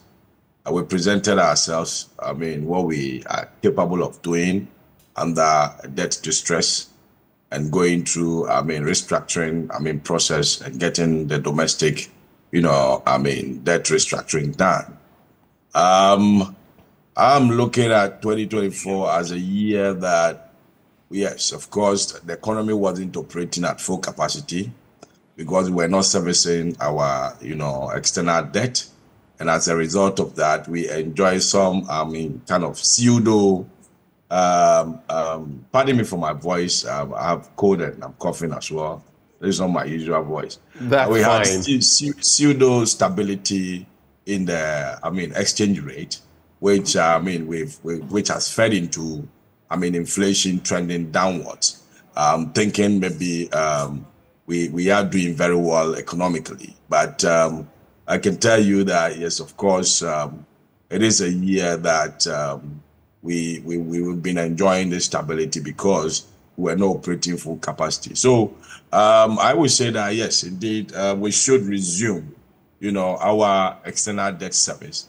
That is when we'll get a full scale of the economic performance. Looking at some of these indicators, but then that is at the macro level. Let's look at how it trickles down to individual doorsteps. Inflation has been trending down. We see from 54 percent all the way down to 26 point something percent, which for me I'm a bit skeptical about it because the drop is so sudden, and if you look at the reflections of that, in our homes, we don't really get it. Even though price rise has slowed down, due to the kind of stability we are enjoying from the exchange rate, but we still buy things at high price. Let me look at the sticky nature of our prices when they rise. In Ghana, I always say that price has a tendency of rising, and once it rises to a point, it's difficult to come down. And so the economy picks up its shape by pushing the prices up to a certain level, which, it's not coming down. Wages has not increased that much. And so, typical Ghanaian home is battling. Spending more than, 70% of his, salary on food alone. And so I would say that, yes, indeed, 2023, we enjoyed some pseudo stability as a result of, not servicing our external public debt, and then also being able to reduce, debt service to a certain margin as a result of the, domestic debt, restructuring. Okay. Let me come to you, Dr. Kawo. Are you also skeptical about, this whole bit concerning inflation and how much it has fallen from the region of about 54% to 26+%? Of course, there is the tale of year-on-year inflation versus month-on-month inflation. But Professor Mensah is a bit skeptical because, of course, you still see the stark prices that you are faced with. Are you also in that situation, Dr. Kawo? Okay, thank you very much. For me, I think if you look at the basket of items that we look at in the inflation calculation, that would tell us that there are variations in the prices that we get. Some items are very high, while some register lower prices. And so that might be the cause of the effect of the reduction that we find in the inflation rate. We still have food price inflation very high. We still have some items that have registered more than 80% rate of inflation over time. And so once we are looking at the statistics, these are some of the things that will come with it. And so for me, I am not surprised that we have that particular rate of inflation today. What we need to do as a country is to look at it holistically, where we have reduction in some price, we have reduction in the fuel prices over time. How does it reflect in the pricing of items that we have on the market? We also have to look at situations where tax reliefs have been given to some industries. How does it reflect in the pricing of the items that they have on the market? In a whole, when you look at the performance in 2023, I would give about 45% because we've gone to the IMF and then there was some level of stability. But then when we look at the second tranche of the bailout that we're supposed to have, that did not materialize. And that will only come, that was supposed to come in the last quarter of 2023. Once we are not able to do that, that is a dent on our image. And that is a grave concern for every Ghanaian. We hope that in the first quarter of this particular year, we'll get that bailout so that the program of government will kick running. Thank you very much. Let me come to Dr. Boakye Yaadom on the same point. So what would be your assessment of 2023 in terms, at least economically speaking? Thank you, and Happy New Year to yourself and your viewers and listeners. Thank you. The 2023, we witnessed, like other panelists have mentioned, a marginal stability. But I think that the stability is from the first, second, and third quarter of 2023. But going to the fourth quarter, because the credit expectation of the 600 billion IMF didn't materialize, which I think my John Lai pointed out that it was supposed to be on 1st November, and the Ministry of Finance came back to say that that was not the timing, or there was no time allocation, and that they are yet to meet and they have not set a timeline. You see economic sentiment respond to date and time. So if you don't give us a certain expectation of when the money is supposed to come in, it will influence especially, let's say, the forex. So if you look at the fourth quarter, the CD from the BOJ website, the CD depreciated close to about 6%.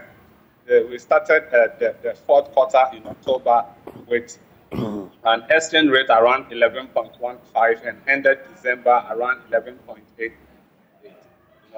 And this tells us that the demand for the forex and the fact that the expectations of the 600 million from IMF didn't materialize, it's in a way have effect on the exchange rate volatility. And going into this, we are expecting it to come in February. Economic decisions are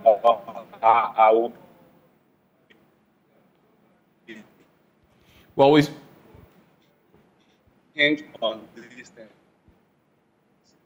And if Dr. Boakye Yaadom, okay. I lost the last maybe 20 seconds or 15 seconds of what you're saying. We'll try to reconnect. Is it better for you now? Dr. Boakye Yaadom, can you hear me? All right, I'll come back to you, Dr. Boakye Yaadom. Let me go to Mr. Amponsah, of course, who is a tax consultant. For you, from the economic standpoint, and yes, you can rope in taxes. How do you feel we performed as a country in 2023? Good morning once again to your viewers and listeners, and a Happy New Year to all of us. I think that if you want to assess how we performed in 2023, we have to look at the economic indicators. You realize that the overall cash deficit was 10.3 billion, which is 1.3% of GDP. We are also looking at inflation, which towards the end of the year dropped. And I think that it dropped because of the IMF, what we were expected to do, cutting down on expenditure. But I think that during the course of the year, the taxes that were introduced, the growth and sustainability levy and all of that, hasn't really augured well for us as a nation. So I would say that we didn't perform well. And if I'm to award a mark, I'll give probably 50%.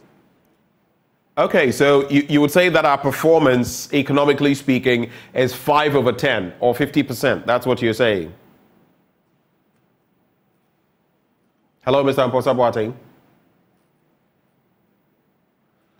Mr. Amponsah Boateng, can you hear me, sir? Hello? Yes. Is that Mr. Amponsah Boateng? Yes, sir.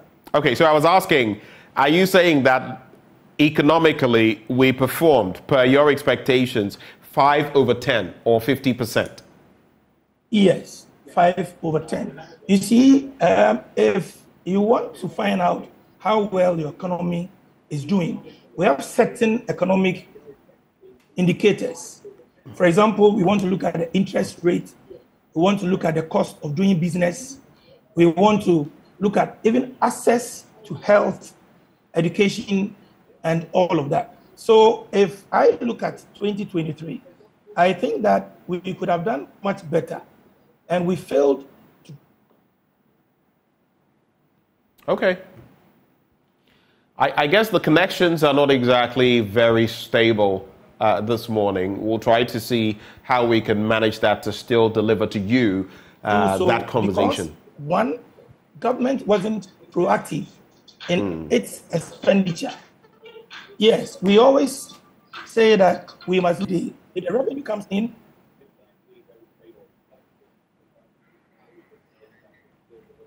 All right. Mr. Amponsah Boateng, we're going to try to reach you on phone. I can hear you now.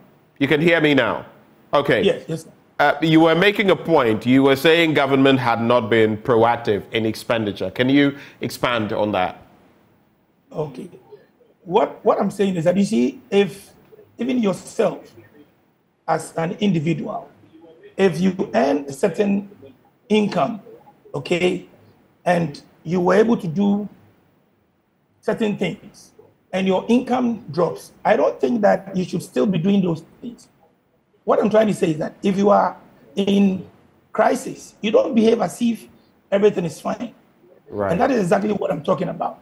Because you realize that, for example, some of the state-owned enterprises, they posted huge losses. And you look at the pay structure of those persons, very, very, very high.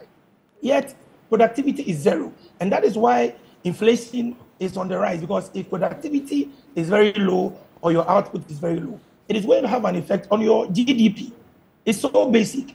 And from the beginning of the year, that was 2013, we kept telling government that let's look at expenditure, let's prioritize it, let's look at areas where we really need to spend the money.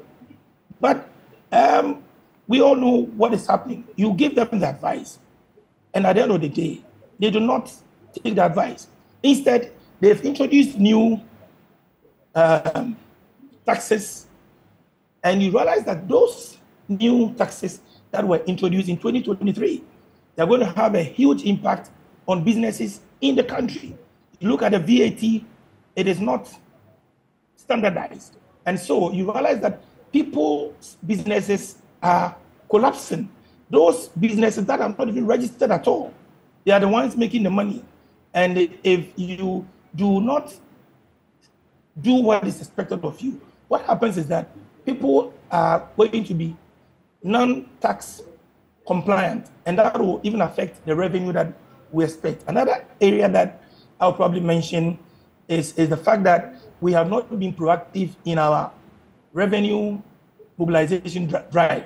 Just 2 days ago, okay, we've learned of a situation where an accountant was able to forge the receipts of the GRA. And right. The amount is about 2.4 million. 2 point something million. Right. I recall. Million. So you see, these are the issues that.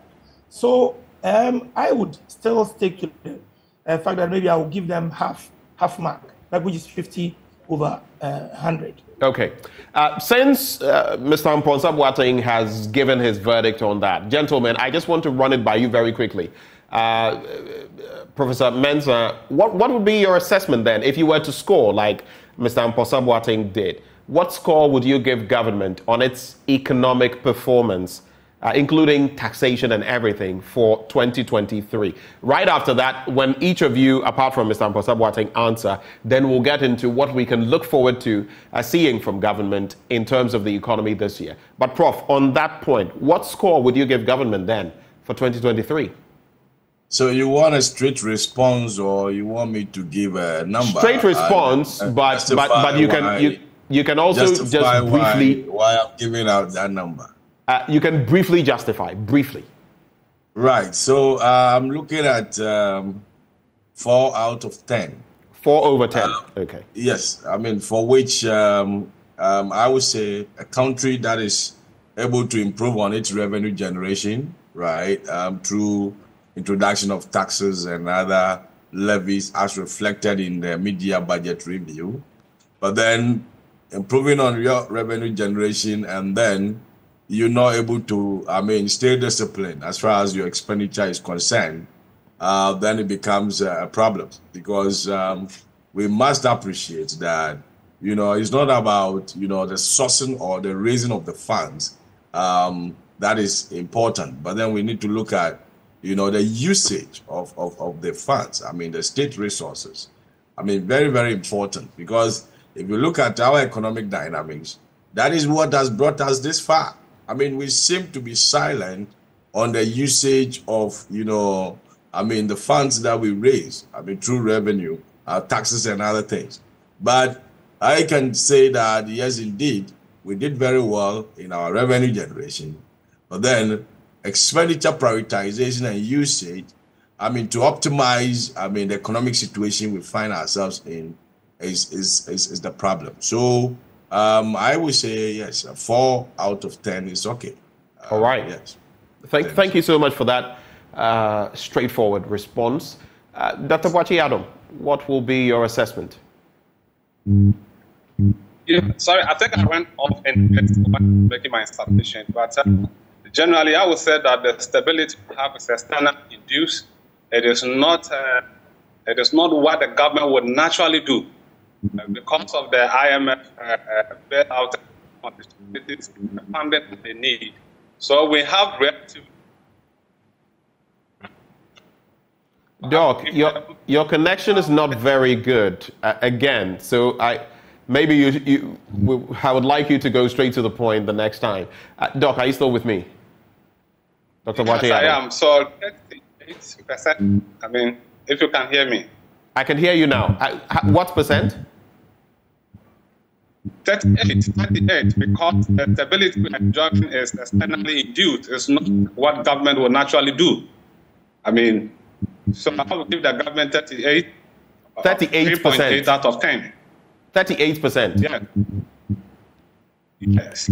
Okay, so that is 3.8 over 10, or 38%. But I don't know whether you got my reasoning. My justification is stability enjoying. Okay, so Dr. Boakye Adom, there's a problem with your connection. We'll call you on the phone because it appears there's this buzz in the background. I don't know what it is, but we have to be fair to you. So we'll call you on phone so that you can share your thoughts. But if I heard him correctly, I think it keeps getting worse because we heard from Mr. Amponsah Boateng. He gave government a score of 5 over 10, 50%.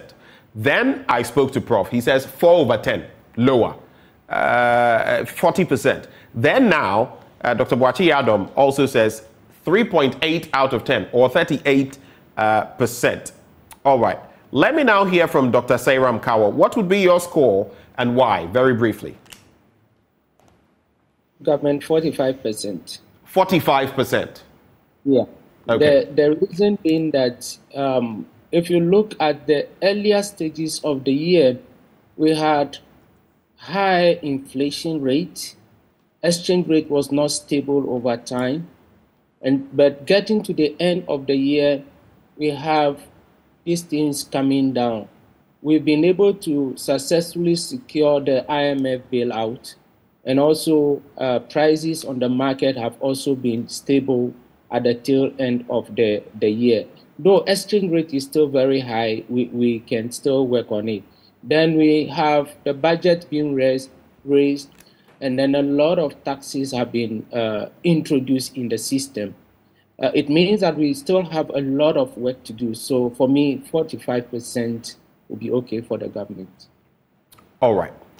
Thank you, gentlemen, for sharing your thoughts on this. As and when we get Dr. Boakye Yaddom on the phone line, I will ask him what his reasoning was in terms of the verdict that he gave. Can I make a little clarification? Who's speaking, please?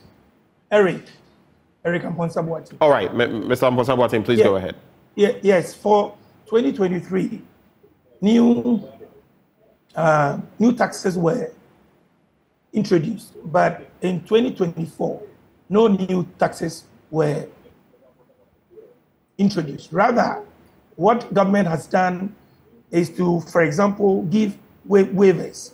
So that is the reason why imports, which will be used for the manufacture of sanitary pads and the fabric and all of that, even for the VAT on commercial properties, which used to be 15%, has now been reduced to 5%. So I think that in 2024, no new taxes were actually introduced. The ones that have come up will probably be the Income Tax Act, but they were introduced in 2023, but they will take effect from 2024. So that's a little clarification that I would want to make. Thank you. Okay, so are you also referencing the vehicle income tax and now the emissions levy?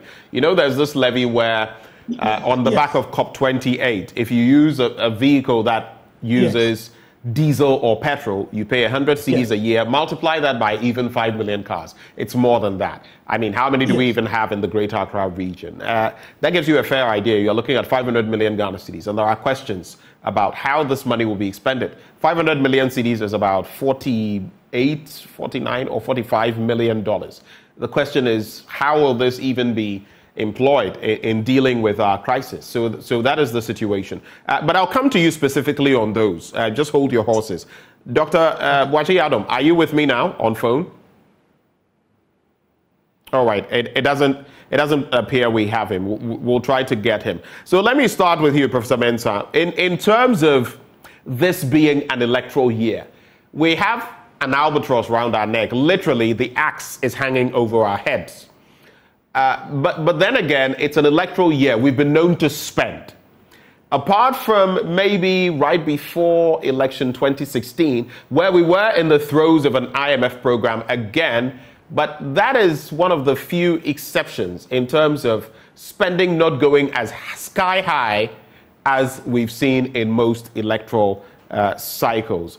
Do you feel we have the capacity in this year to rein in spending so that we don't overshoot it and cripple our economy further? What's your take, Prof?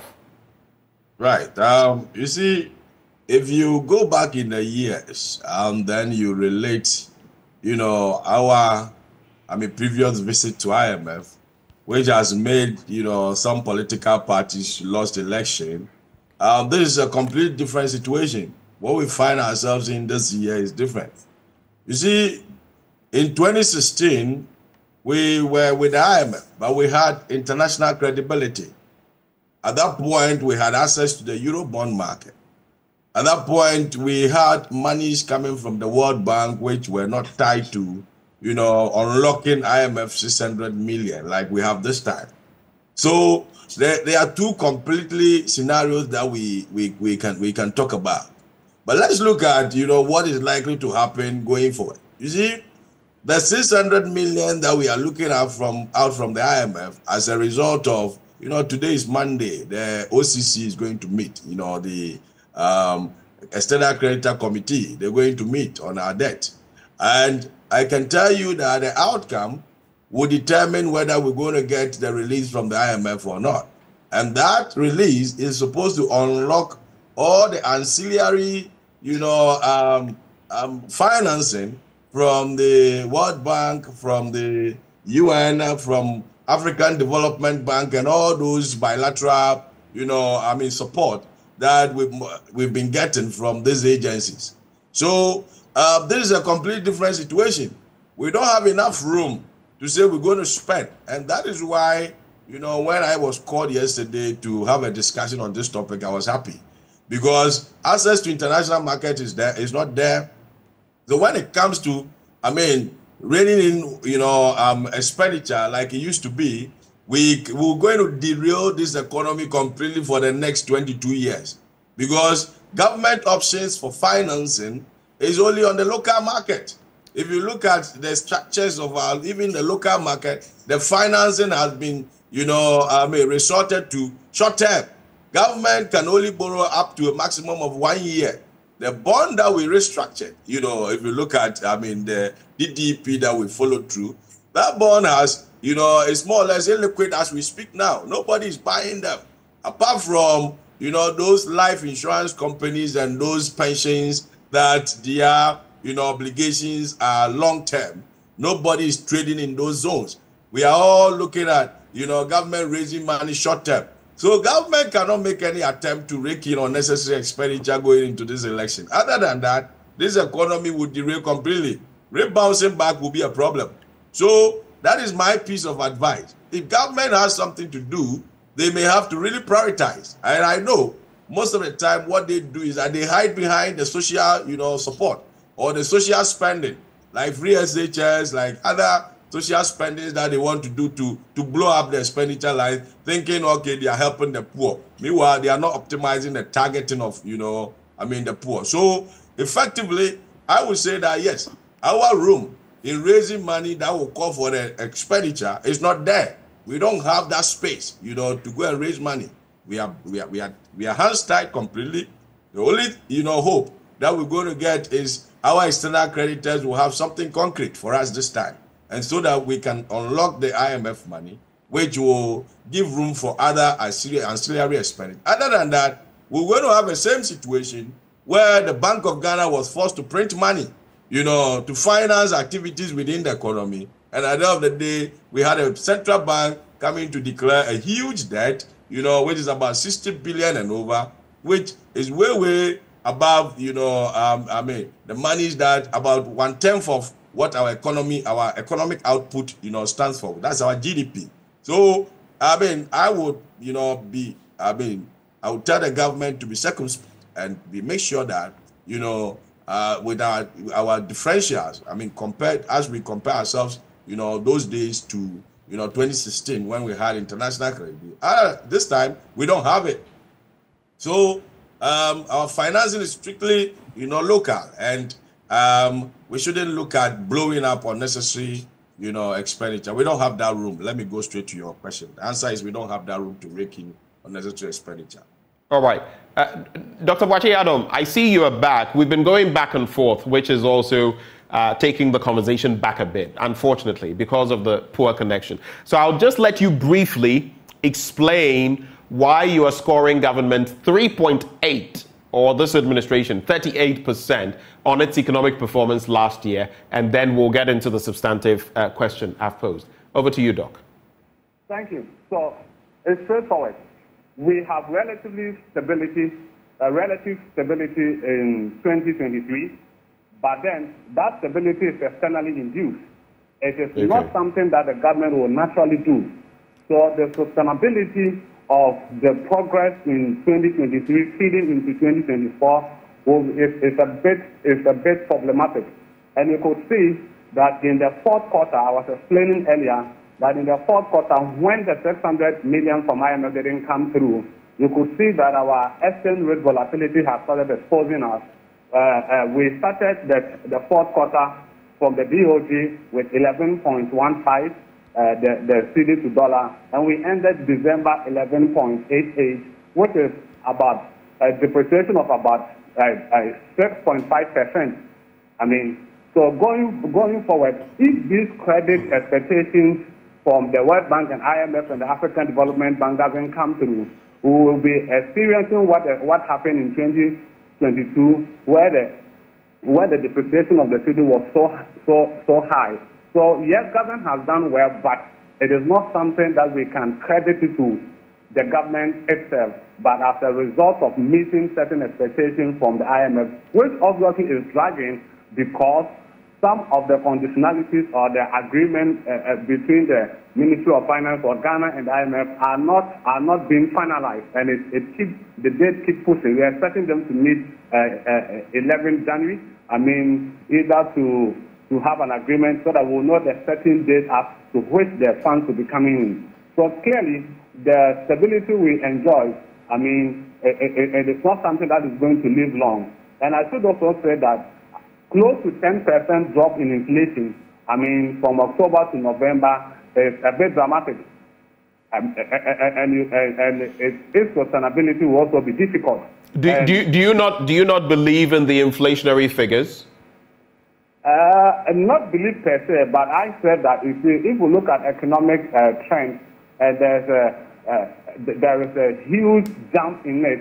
You should be expecting that you should be asking what really happened.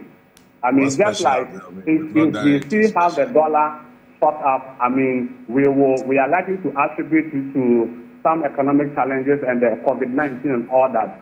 We cannot place hands on what actually happened between October and November. Obviously, when we look at inflation basket, we will say that some item has really dropped.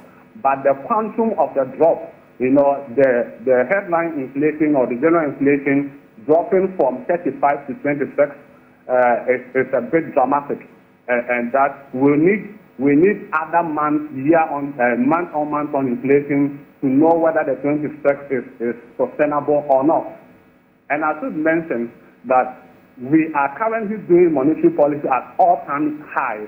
That is over 25 years ago, you know, over 25 years all-time high at around 30%, which means that credit to businesses in 2023, you know, was a bit airtight, and businesses were having difficult accessing funding. And more to the point, when government source of borrowing in 2023 was purely domestic, it will carve out invest in businesses, you know, because banks and all the other financial institutions would want to rather do business with government. So if government concentration of the borrowing is now constrained due to the problems we have created for ourselves, is constrained to domestic borrowing, then we are expecting that businesses will not get adequate funding to invest into their businesses, you know, right. And that will likely affect the performance of industry. So my 3.8 hinges on the fact that the stability is externally induced, and its sustainability cannot be guaranteed. All right. You said 3.8, right? Sorry? You said 3.8, right? 38, yes. 38%. Let me come to Dr. Cowell. You heard Professor Mensah say that if we don't tone down, if we don't rein in spending, it could take us as long as 22 years. I believe it's Professor Bokpin who said it could take us as long as 15 years to get anywhere close to where we were some years back. He is saying that if we overspend this year, Professor Mensah, then it could take us as many as 22 years before we could get back. But my question then is, how and where do we cut spending? Because interestingly, Dr. Cowell, especially when things are this hard, you want government to spend more. For example, more hospitals, more schools, to make some of these things more accessible, better roads. But that comes with cost. So how and where can government cut cost in an electoral year like 2024? Thank you very much. I support Prof. Lord Mensah on his assertion. It can even take us more than 22 years if we take things less seriously. Looking at the issues that you have raised in terms of hospitals, in terms of schools, and all those things that we have, we have some schools that are in a deplorable state. We have some hospitals that we cannot say we have a hospital. When you go to some hospitals, you will tell yourself you do not have a healthcare system in the country. There are hospitals that can't even give paracetamol. We did some stories on those even today. So we only want government to concentrate on the already existing facilities and improve upon them. If government is going to build new schools, build new hospitals and all those things, when the already existing ones are not in good shape, then it is a big shame to us as a country. Let us create the culture of maintenance and making sure that the already existing facilities are improved upon. If we improve upon the already existing facilities, what it means is that we would be able to cut down a lot of costs going forward. We are already borrowing from the domestic market, crowding out investment from the private sector. And so that we need to look at. Government should tone down on political expenditure. We are in an election year, yes, but there is the need for us to make sure that we cut down on political campaigns. The sharing of freebies and all those things should be limited. The burning of fuel by government officials when they are going for political campaigns and all those things have to be limited. Okay, so that's your take on that matter. Let me come to Mr. Amponsah Boateng. In which areas do you feel government can cut costs realistically, even looking at our tax bracket and our tax issues, especially as people also feel overtaxed, businesses, among others? Where can we cut costs? Where can we trim things as far as our spending is concerned? All right. I think that one major area that the government can cut down costs is the wage bill. The wage bill. Because, like I said, if you're paying people so much and at the end of the day they are posting huge losses, then where are we going? And so that is one area. The other area that I would want to say is that government must actually look at spending that is going to generate employment. Spending that is going to generate productivity. Okay, so basically we are looking at areas where the government has to cut down so that at the end of the day, the little that it is even spending will actually ensure that the economy is driven to a point that will lead to job creation, productivity. 71 holders. As a nation, should pay people when they retire on the same salary when we do not have the resources. Since independence, all the budgets that we've had are deficit budgets. And in 2024 alone, we are looking at 50.3 billion deficit, okay?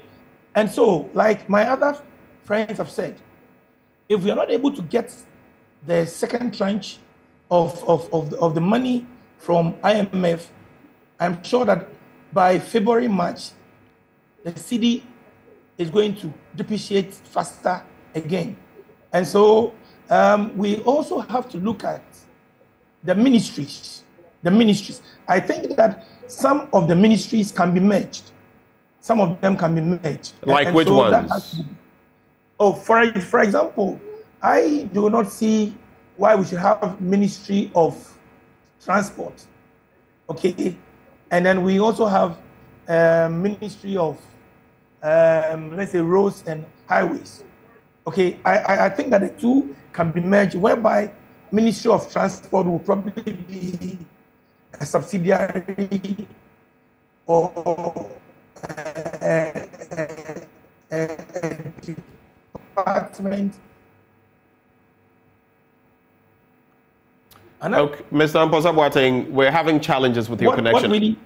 Yes, I can hear you now. Please go ahead. Please go ahead briefly and wrap up on that point. Oh, okay. So what I was saying was that, for example, we have Ministry of Evaluation. Okay. What are we saying that within the ministries themselves, don't we have processes, procedures that have to be followed, which will enable us to know that at the end of the day, this ministry is performing well or not? So I think that, in my opinion, that ministry probably should be scrapped. Okay, so that is in brief what I'll say. Okay, let me before I come to all of you gentlemen, and I'll give you we'll have about 15 to 20 minutes on that belt, just to focus on what government should focus on this year economically. That will be the last bit, the main meat of the matter. But Dr. Boakye-Adom, what is your take on this bit? So we have to trim spending, but how do we do it? Where do we do it? You have about a minute and a half on that, if you can share any thoughts. Dr. Boakye-Adom. All right. So I wouldn't say government should cut expenditure, because cutting expenditure may not necessarily solve our problem. Because there's a lot of expectation, and to me, this year is a year of legacy for the government, and you can either leave a good or a bad legacy, and you'll be remembered for it forever. What I think government should focus on is effective public procurement. You see, we spend so much on a project that if a private business person is doing it, it will cost less. So let's say we are going into this Agenda 111. The money, the quantum of money that is spent, if we are prudent enough, we will be able to spend less, or if we have effective public procurement, it will reduce contract inflation, corruption is going to come down. And by the way, if we look at KPMG did a survey with the UNDP on business perception for the 2024 budget. And corruption was one of the key things that businesses were advising, if the government can cut down corruption. You know, no matter how much revenue you mobilize and the project you intend to do, if there's contract inflation, if there's high-level corruption, it will not do much. But if government is serious about leaving a good legacy and being able to implement or execute this Agenda 111, the building of roads and schools and all that, if the public procurement is effective, it is able to check that prices of contracts are at relatively low. And like it's in public knowledge that contracts, let's say if government wants to build roads, it goes through different persons. This person will take the contract, take his cut, then push down the contract to another person. So the final person who will do the contract has less money to execute the project. So they do the roads, and in about a month or two, the roads go bad again. So if we can have effective public procurement to ensure that contracts are awarded to the right person, you know, the chain of awarding contracts is cut down to minimize the middlemen in the process, we'll be able to have sufficient funding to execute government projects. And I believe that government will be able to have enough resources to implement the flagship programs and also to be able to minimize the borrowing from the domestic market, which in a way will also bring down, will reduce the carbon of investment to industry, and industry will do it. So I see corruption as a middle point, that if government is able to target that, if I've not done anything for the past 7 years, this last year I'm going to put all my cards on and I'm going to tackle corruption head on to ensure that corruption comes down so that we can get immediate revenue to be able to invest in priority areas. But you know what they say, Agrobese Efrianopa, with what you've seen over 7 years, is it possible for that to happen in the 8th year?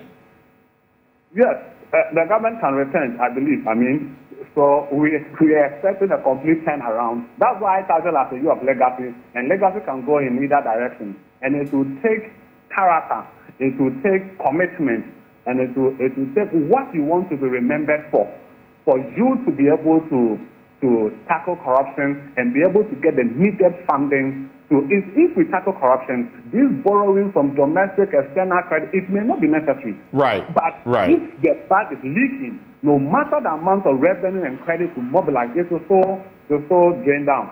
Okay. All right. Thank you, Dr. Boakye Adom. So let's focus, gentlemen, in the last few minutes on what exactly government should look at in 2024 to shore up our economy, to make things better, to rein in spending and all of that. I'll start with you, Professor Mensah. What precisely, specifically, should government do? What are your expectations? Hello, Professor Mensah. Yeah, hello, can you hear me, please? I can hear you now. So looking at the time, each one of you will have a maximum of 3 minutes. 2.5 minutes should suffice. Your quick thoughts, sir. So government cannot do anything different from what we presented to the IMF that we intend to do. And from where I sit, you know, if you allow me to quote what we presented to IMF, which the finance minister presented to cabinet, there's a point here that's looking at mitigating financing risk, you know, talking about putting in, you know, contingency plan to undertake necessary adjustment in discretionary expenditure. So under goods and services, and then under capex, there are some key areas that are non-essential. That is not supposed to be the focus of the government. If you talk about Agenda 111, we have existing district hospitals already, which all that you need is to, you know, make sure you provide the necessary resources for them to be active. This is not a time to go and put up, you know, hospitals across all the districts to show that you are doing something. From where I sit, this is a non-essential. We can defer that expenditure, I mean, going forward when things, you know, get better. Another thing I will advise on is that, you see, usually, I mentioned that earlier in my submission, that government will normally hide under the social protection policies, you know, to be spending more. And, you know, if I talk about social protection policies, I'm talking about, you know, the leave, the free SHS, the school feeding, capitation grant, and all those, which normally we don't optimize our expenditure in these areas. Of course, we presented to IMF, which if we are spending in that area, IMF will say, okay, fine, thumbs up, we are doing well for protecting the vulnerable. But, you know, that shouldn't be an avenue to increase our expenditure unnecessarily. Like I mentioned earlier, we are limited when it comes to our financing sources. And so we cannot continue to have that kind of hiding under, you know, social protection programs and be spending unnecessary. So from where I sit, I think these are the things government can do, you know, to keep us going. I mean, getting into the election year.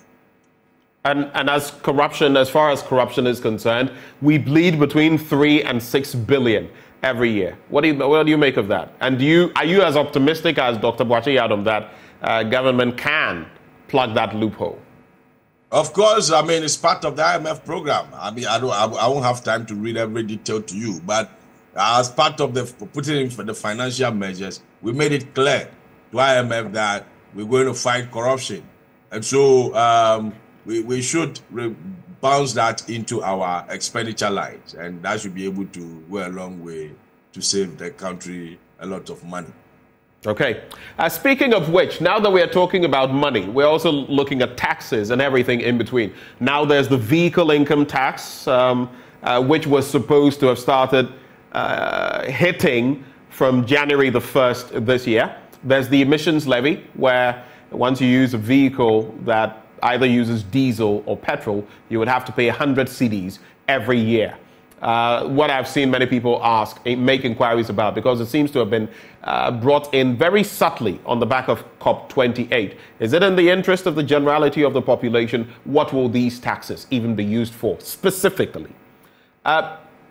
Mr. Mponsa-Boateng. Is that my question or? No, it's for Mr. Mponsa-Boateng. Respond to that. Okay, it's for Mr. Mponsa-Boateng, but if you have a take on that, I'll give you 30 seconds. I have a take on that quickly. 30 seconds. You see that tax, you see, when you want to introduce a tax policy, you have to consider the timing of the policy and then the target and then what you are likely to raise from that, policy. As we speak now, how many people are using those type of vehicles in this country? If it's for the future, that is okay. And for me, I've been complaining about, tax inconsistencies and tax, policy handle, changes. That has been affecting our revenue generation. So if we are introducing that for the future, that is fine. I will pray that it will stick into the budget, for so many years as we've been doing with, some roads that never get constructed, So I think we can do better when it comes to, this tax. The timing is wrong. Let me put it that way. We don't have, those vehicles in this country. But if it's in the future that we think, we can have, those vehicles for them to get these exemptions, that is fine. Okay. Thank you. Mr. Mponsa-Boateng, so taxation and more. It appears we're going to be seeing a lot more of those in the grips of an IMF program. What would you like to see government implement as far as our economy is concerned in 2024? Okay. What I expect government to do in 2024, just as my friend just said, you see, if you want to introduce new taxes, first of all, for you to be able to get expected revenue, it means that the taxpayers must be tax compliant. And that would depend on, one, the rate of the tax. You remember a few years ago, we introduced the luxury vehicle tax, where we even had a challenge, because how do you define a vehicle as being a luxurious one?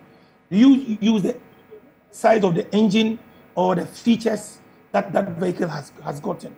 And for me, I think that we are introducing these taxes at the wrong time. At the wrong time in the sense that, yes, how many Ghanaians even have such vehicles in the system? It is now that we are trying to get there. And so, in my opinion, it is rather going to compound the problems of the ordinary person, especially those who use the commercial vehicles. We are also bringing back the VIT, which was there in the past. I don't have much of an issue with that. But if you look at the fact that the emissions that we are saying or we are talking about, how do you even determine that? And so I think that government must look at that rather. The other issue is that, you see, we keep saying this every now and then. Why don't we ensure that those in the private sector who are not in the tax brackets are brought on board? That must be done. And then one area that I know that a document has been sent to the Finance Ministry since the first quarter of 2023, and it's still lying on his desk, is the digital service tax. Okay, where, for example, we are saying that if you buy an item online, probably from any business whose source is not based in Ghana, then you should be able to at least withhold something on account when you're making payment to that entity. Currently, our tax law does not permit that, because you can only tax the income at the source where the income is received. And therefore, for example, if I buy something on Jumia, I cannot, because where the income is received is out of Ghana. But right. You can agree with me, or you will agree with me, that the source of that money, that payment, is Ghana. And this bill, or this bill has been sent to the finance minister for him to look at it. And I was even hoping that they will look at it and it would take effect probably from the 1st of January this year. The other areas that we can also look at is the withholding tax exemption. Okay, the withholding tax exemption that is given. We must ensure that those that get those exemptions really contribute to the growth of our country. Because at the end of the day, you grant them those huge tax exemptions, and the companies involved, they transfer their funds out of the country. And therefore, Ghana, as a nation, does not benefit from it. Finally, I would want to say that VAT must be standardized. I do not see why, for example, you go to a place and then that person is VAT registered. You go to some other place, that person is not VAT registered.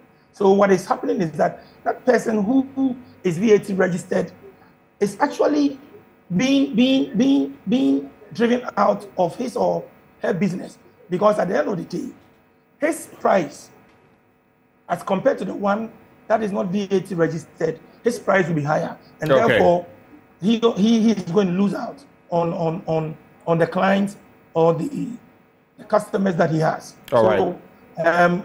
Because of time, probably would have to look at this some other time. Thank you. So standardization of the value-added tax, important point you make.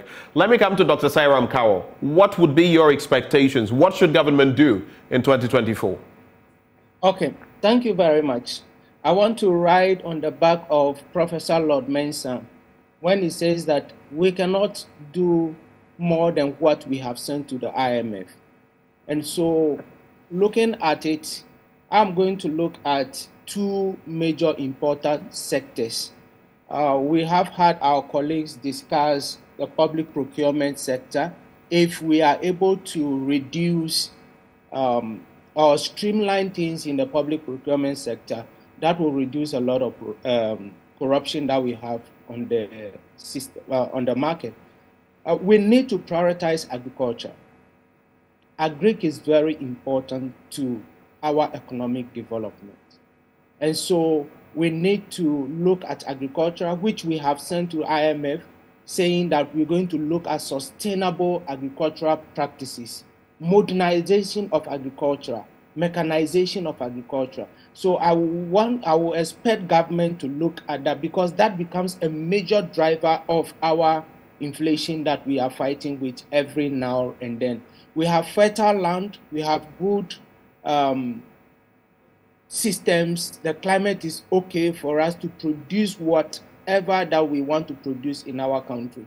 And so government should prioritize that particular sector. The issue of we having the planting for food and jobs for phase 2 must be properly executed, so that we will be able to make sure that we produce enough, reserve enough, use it for the free SHS system and all those things. The second sector that I want to look at is the financial sector. The financial sector is a sector that has caused us a lot in the past. And so this very year, government should streamline the financial sector. We've sent to the IMF making sure that the cocoa board is well resourced and then restructured to make sure that their borrowing facilities are also streamlined, to make sure that they do not just borrow, but they use it for the right things that they want to look at. And so let us look at the financial sector. The issue of us having financial institutions that are not properly managed, that do not have the requisite people to manage that particular sector, we need to take a second look at it. That is why I'll call on Bank of Ghana to be more strict with the supervision, the on-site supervision and off-site supervision of the banks and other financial institutions that we have. We call on the Ghana Pensions Regulatory Authority. We call on the Insurance Commission. They all have to come together. The Ghana Stock Exchange, Securities and Exchange Commission, all these institutions will have to come together to make sure that they roll out comprehensive financial education in the country. Okay. We can look at all the things that we want to talk about. If we do not have a comprehensive financial education in the country, that will go a long way to affect all the beautiful things that we talk about. All right. And if we do, it will help all of us. All right. Thank you so much. Dr. Eric Boakye Adom, you have the final word in about 2 minutes, please. Thank you. So I would want the government to focus on touching a component of the economy that will affect the ordinary Ghanaian. Okay. And in that case, I'm talking about government creating an environment for price stability. We know that naturally in Ghana, prices don't fall. But the work the government can do is to ensure price stability. So what are you talking of? Some sort of price regulation? We're a capital, oriented market. I'm coming in. Yes, I understand. Number one, I will talk about two things: fuel prices and food prices. I know that this is not a controlled economy. However, government can create an enabling environment to ensure that fuel price is stable by focusing on the exchange rate. Now, if the government is able to obtain those credit expectations, we'll be expecting the exchange rate to be stable. Although we cannot control what happens in the world market in terms of fuel prices. But then we know that there are three things that influence fuel prices in Ghana: the world market, exchange rate, and taxes. So in a way, if government creates an environment to ensure that we can have relatively stable cedi currency, I mean, we are expecting the fuel prices to be stable for the greater part of the year. And if we get if we get fuel price stability, we are expecting inflation to drop out, as well as to be stable, which will affect prices on the market. Then I will talk about food price stability. What every Ghanaian will do every day is to eat, at least. So if we can build an economy which is not dependent on the weather. As it stands now, last year we had relatively good weather, rainfall, so there was a lot of yield, and food prices were relatively okay, and that is what helped in bringing down inflation one way or the other. So if government can create an environment, like my other colleague mentioned, sustainable agriculture, that will ensure that irrigation in the northern part and other food baskets in the country is effective. Then we can be sure that we can have a consistent food production. Then the other one is the road connection. Fuel prices will affect food transport into the cities. So when we get the fuel price stability, it's not government directly subsidizing, which is out of the discussion, but in the area of exchange rate, if we're able to get the fuel price right, it will affect food prices, especially in transporting the cities, because often it is produced in abundance in the food basket areas, but the transportation makes the prices to go up. So what is government doing, in terms of ensuring that food produced in the rural communities are transported into the city at a relatively stable or lower prices, right, for us to be able to enjoy the reduction in inflation. So okay, to focus on these areas so that the average Ghanaian will be able to benefit, from relatively stable prices. Right. Okay. If we're going to piggyback on some of the points that you've made, so many things to think through, think about, and want to employ. The question sometimes I ask myself, gentlemen, right as we go, is whether listening to you, and we know they watch this channel religiously, they watch this show, they listen, they hear what you have to say. But why sometimes we don't see the results, only God knows. But I'm grateful to all of you for having joined the conversation as we kickstart this series. Today we focused on the economy. Those who joined us: Professor Lord Mensah, Associate Professor of Finance at the University of Ghana Business School; Dr. Eric Boakye Adom, Senior Lecturer, Faculty of Accounting and Finance at the University for Professional Studies, Accra; Dr. Sairam Kawo, Senior Lecturer, University of Cape Coast School of Business; and Eric Ampon Sabwating, a tax consultant. I just want to sneak in this bit before we go. Some of your messages. I don't like it when you send in messages and we don't get the time to read them. Of course, those that have been seasoned. Agbeko Daniel, you were impressed with Dr. Boachi Yadom.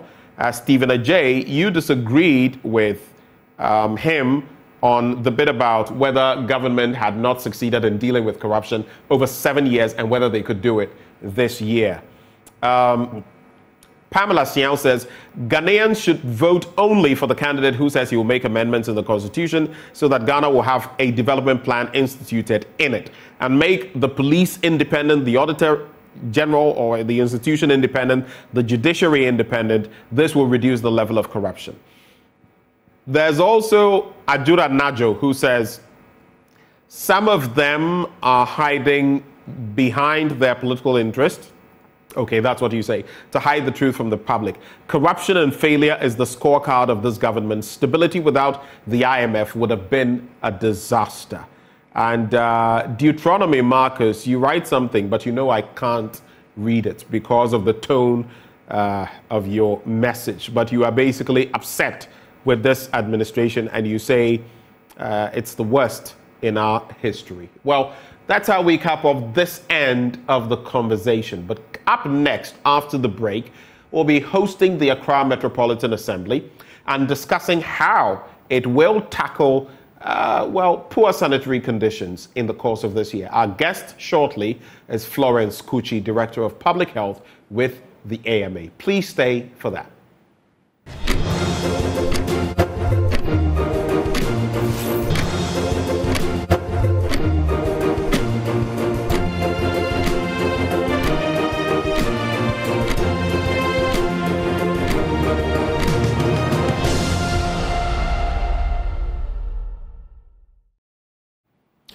Welcome back on the AM show. Of course, we can't talk about our national life without a focus as well on sanitation. And yes, in some way, even our water resources, because they feed into each other. But the poor sanitary situation, not just in Accra, but in different parts of the country, yes. But we want to focus on Accra today, at least that angle taken care of by the Accra Metropolitan Assembly, and find out what the plans are for the year 2024, which is why we're hosting Florence Kuchi, who is Director Public Health with the AMA this morning. I call her Auntie Flo. Happy New Year to you. Many happy returns, my dear. Good to have you on the AM show. And I was teasing her before we came on that she had come with swag this year. You're looking good. Thank you. Good to have you. Yeah. Now, the AMA, I always like to start from what you do, your overarching work, before I narrow it down to the conversations we have. What has the AMA planned for 2024? Let me put it that way. What is the AMA like in 2024? Are there any differences between the AMA in 2024 and the AMA in 2023? Are you hopefully going to get any better resources, facilities, logistics? What can we expect? I want that general conversation before we narrow it down. Okay. Thank you very much, Uncle Ben. Sorry. Let me say a happy new year to my colleagues in the Accra Metropolitan Assembly, especially the Metro Public Health Department, and happy new year to all and sundry environmental health officers throughout the country. Let me just go back a little bit of what we did, an overview of what we did in 2023. So in 2023, at the end of the year, we realized that we were able to, talking about food safety, so let me take it in that angle. So food safety, we were able to register over 8,000 food handlers, and we screened them. Those that were fit were given the medical certificates. Those that were not fit were asked to go for medical treatment before they come back for their cars. But so you said 8,000? Over 8,000 food handlers, because food safety is one of the main key issues we have in the country. Then talking about enforcement, sorry. standard enforcement, and environmental health. We were able to also, let me say, prosecute over 400 sanitation offenders at the court of law. Successful prosecution, not that cases that are still pending, but successful prosecutions.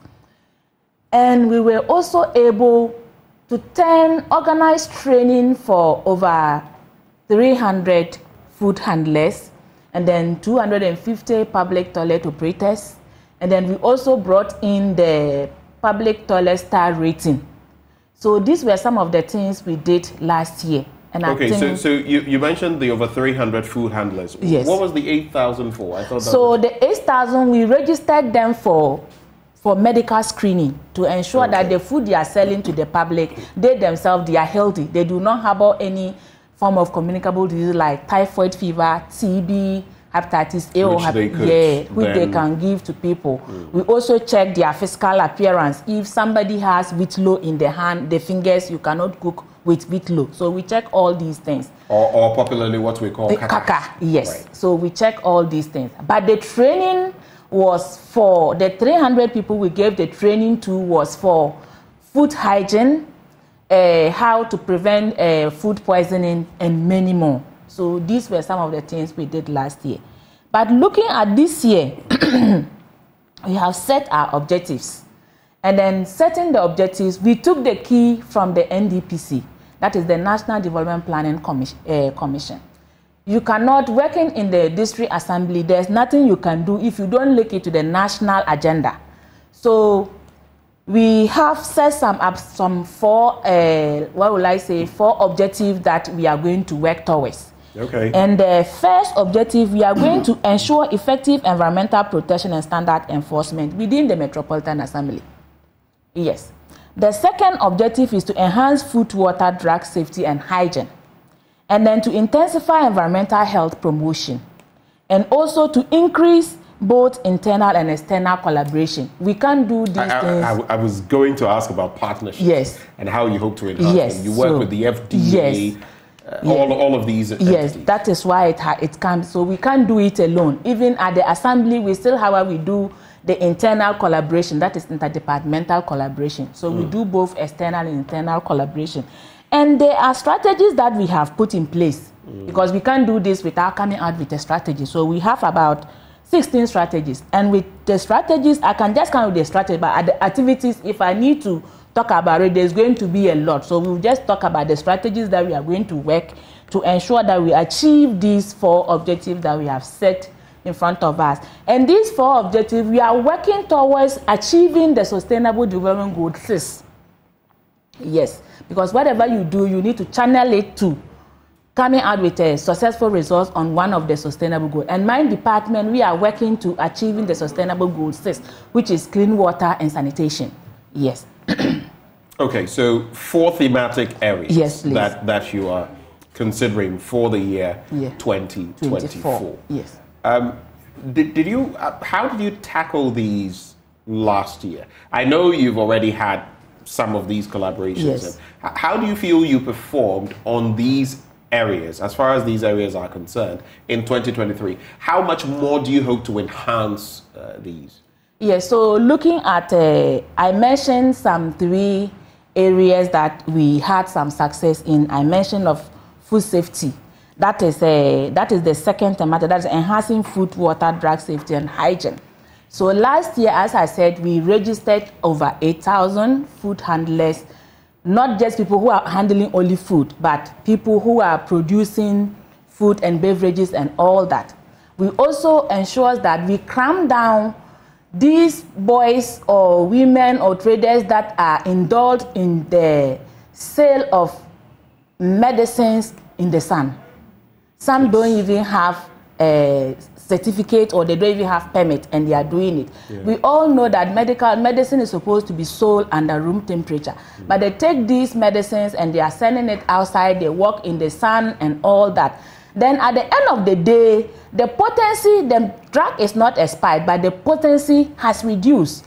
And when you even take it, it becomes another problem for you. So last year, we were able to clamp down some of these people and we confiscated a lot of these drugs.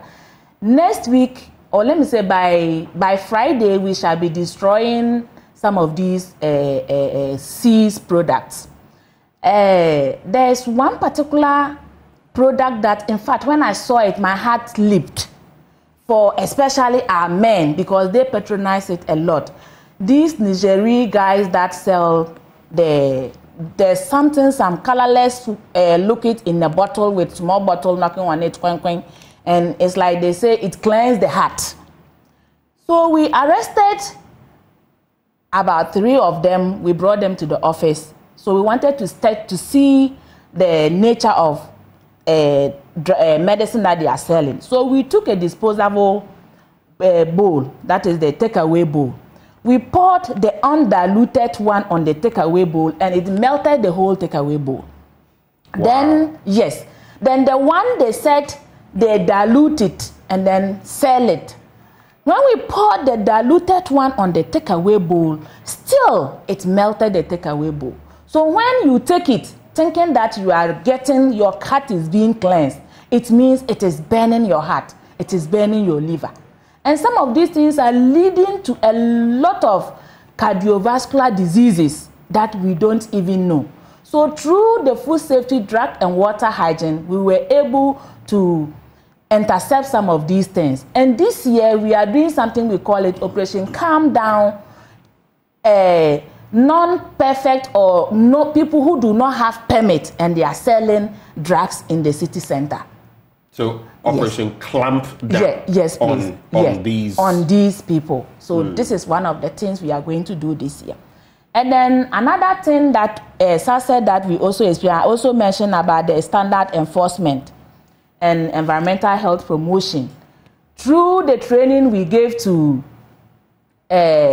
people in the market, just last week I was passing, one Alhaji just called me and said, "Madam, thank you very much for what you did for me. Initially, I thought you were punishing me." He sells kebab, but he just put it in an open plate, in an open environment, and everybody is patronizing. We spoke to him, did a lot. He refused to comply. We have to confiscate the whole bowl of kebab to our office. When he came, we said, if you don't get a sieve for the kebab, we aren't going to allow you to prepare the kebab again. He went in for the sieve, and it has even improved his business. So he was just telling me initially he thought we were punishing him, we didn't like him. But now he has realized that what we have done for him, he has improved his business and he himself. And I think since you're mentioning kebab, yes, practically everywhere you go, yes, it is the same situation. Yes. And sometimes you see flies on all of them. Yes. I'm just assuming that sometimes because of the heat of it, maybe people may not go down with so many infections or diseases. But under normal circumstances, they are basically opening these up. Yes. You actually see some of them swatting flies left, right, and center while they're preparing the kebab. So these are some of the things we did last year. And let me say we were about, if I'm not mistaken, last year we were able to get about 75% achievement. And in terms of compliance? In terms of compliance. And I think it is not bad. We are going to continue to improve. So you ramp it up this year? We ramp it up this year. What we are going to do most is green infrastructure. That is seeing to it that people don't burn indiscriminately. We are talking about climate change. Then people are burning all over, polluting the air.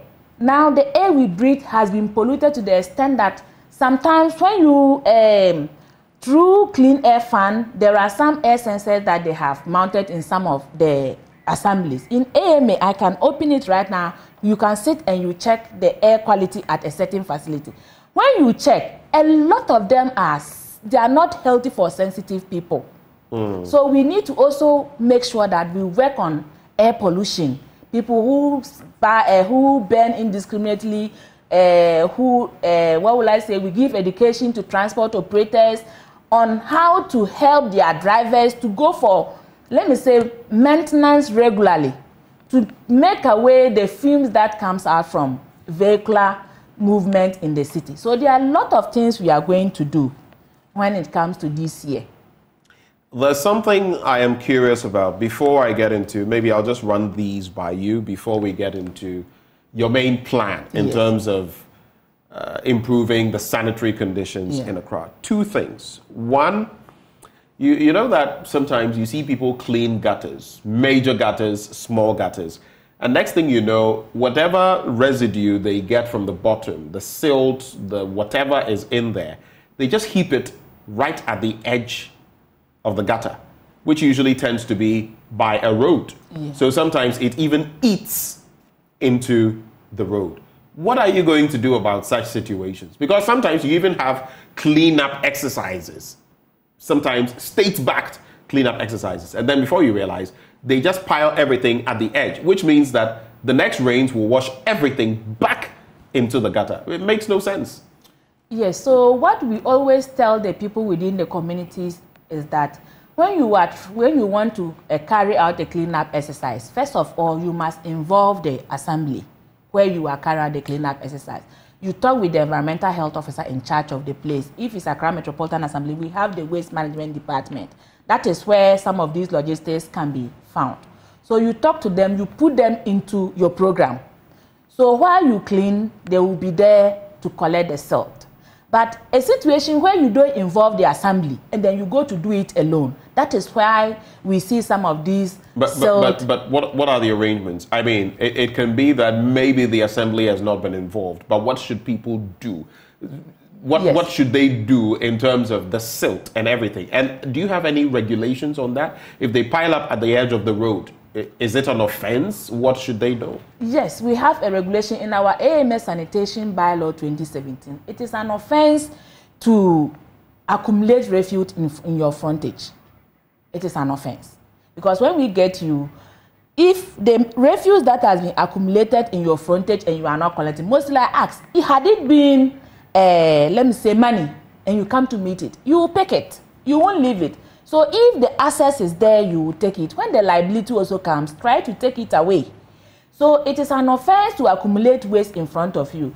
And when we come, and then the waste is being accumulated, people will say it is from the drain. Yes, it is from the drain. If you know it is a public drain, then don't remove it. Let the officers, the assembly come and do it and collect it. But if you are removing it, try to inform or involve the assembly. If you not involve the assembly, as soon as you remove it, try and get a tricycle to come and collect these waste for you so that it will not go back into the drain. Or even when it dry up, the wind will blow it and it also become another health implication to people that are passing or people that are living around. They inhale these things inside.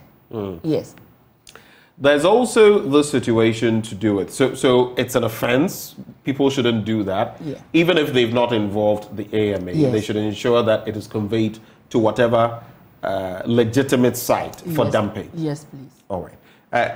What are the punitive measures if people do it?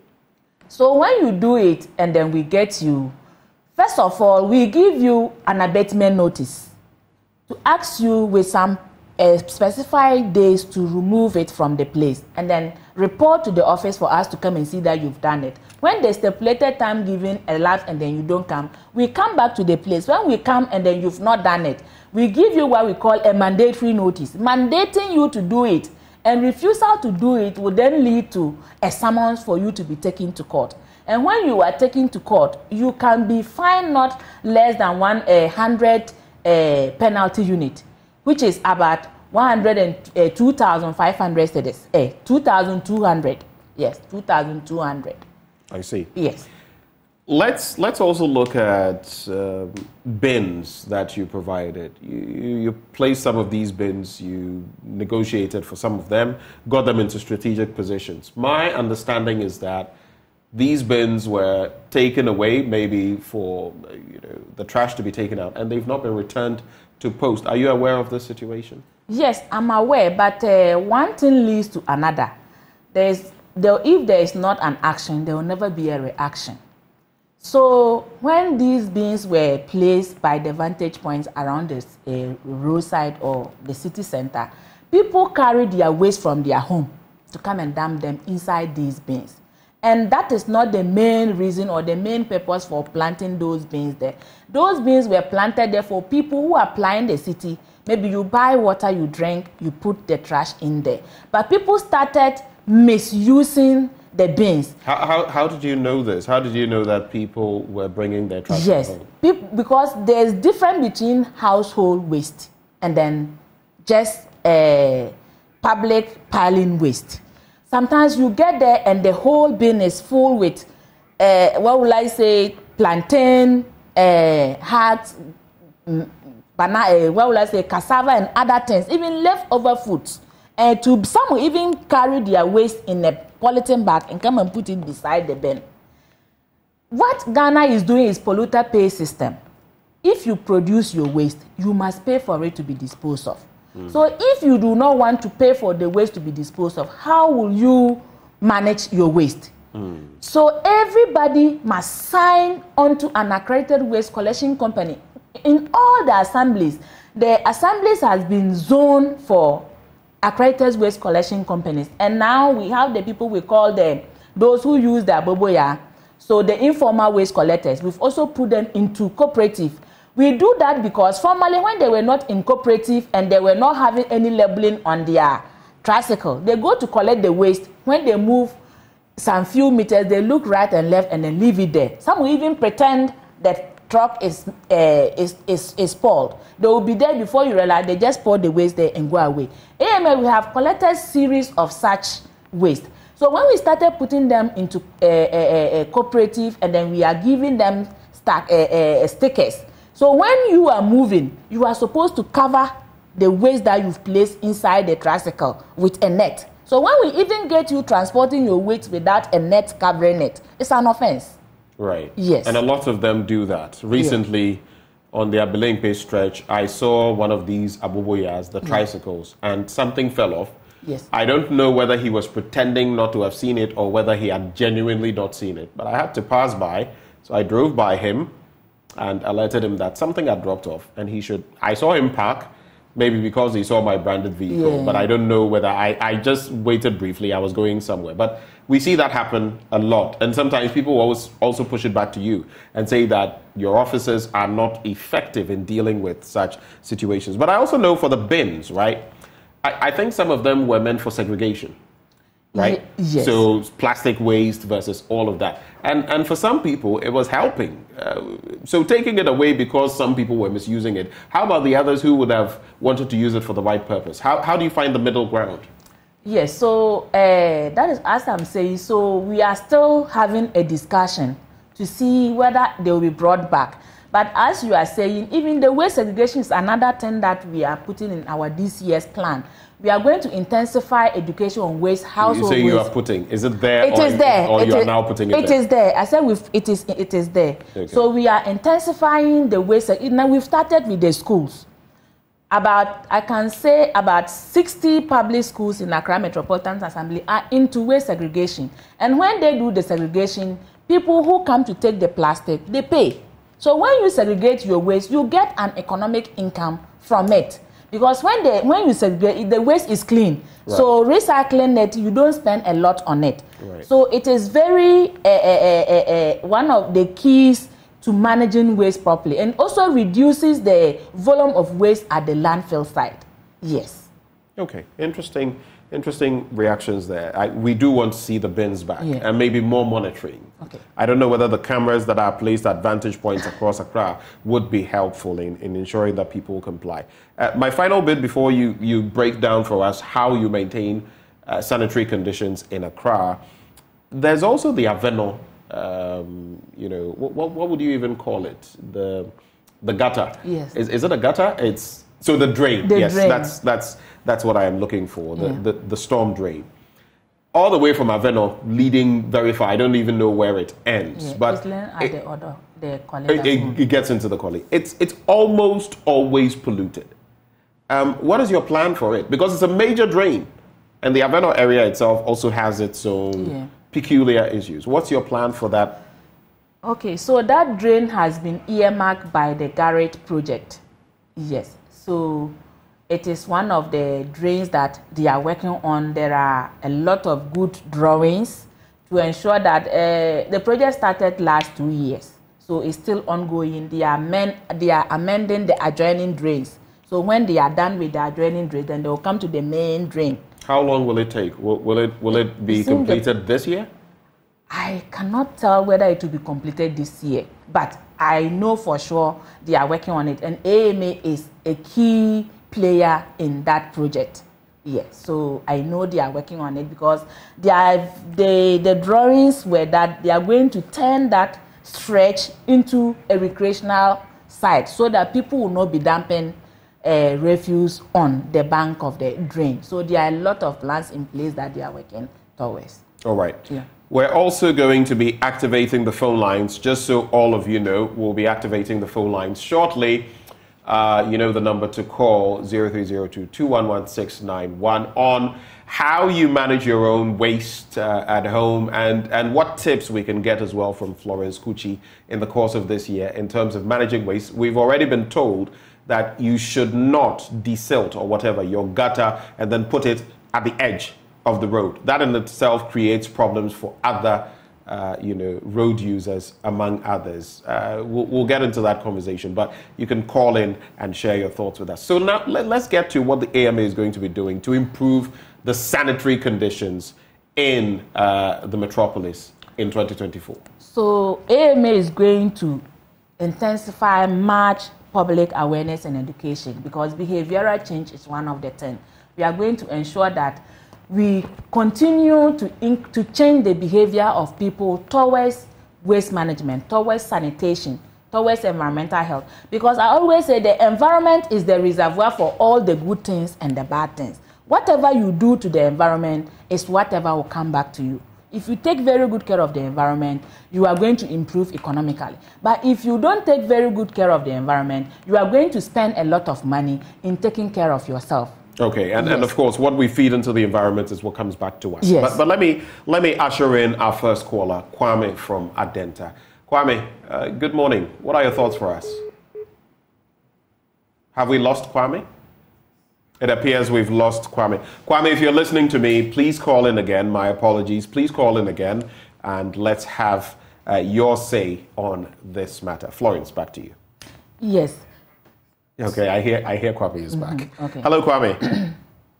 Good morning and Happy New Year. Happy New Year to you too, Kwame. Thank you for calling. What are your thoughts? Yes. I'm calling from Adenta, and the issue on Florence, I think it's Florence Kuchi. Florence Kuchi, yes. Yes, she's doing a good job. I'm just thinking, I could be wrong, that she's concentrating on prosecuting the poor, vulnerable guys who are selling. She should rather stop prosecution and concentrate on educating them and put in structures that will prevent them from coming back to repeat the trade they are into. Prosecutions don't do anything that much. They only harm the people at the end of the day. So she's not developing her own national, she's rather harming them. This is my view.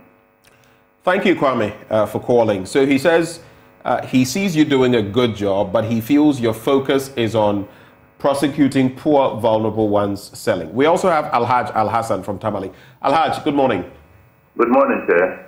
Quick take? Yeah, in fact, I like your discussion, and I would like to speak about our general health. There is something that are small yellow containers that they call snuff. And it's STC drivers who are buying from Côte d'Ivoire. And it is a drug that people are now patronizing. But look, we used to see it in Tamale here. But now it has spread to the nook and cranny of the country. At the roadside, we see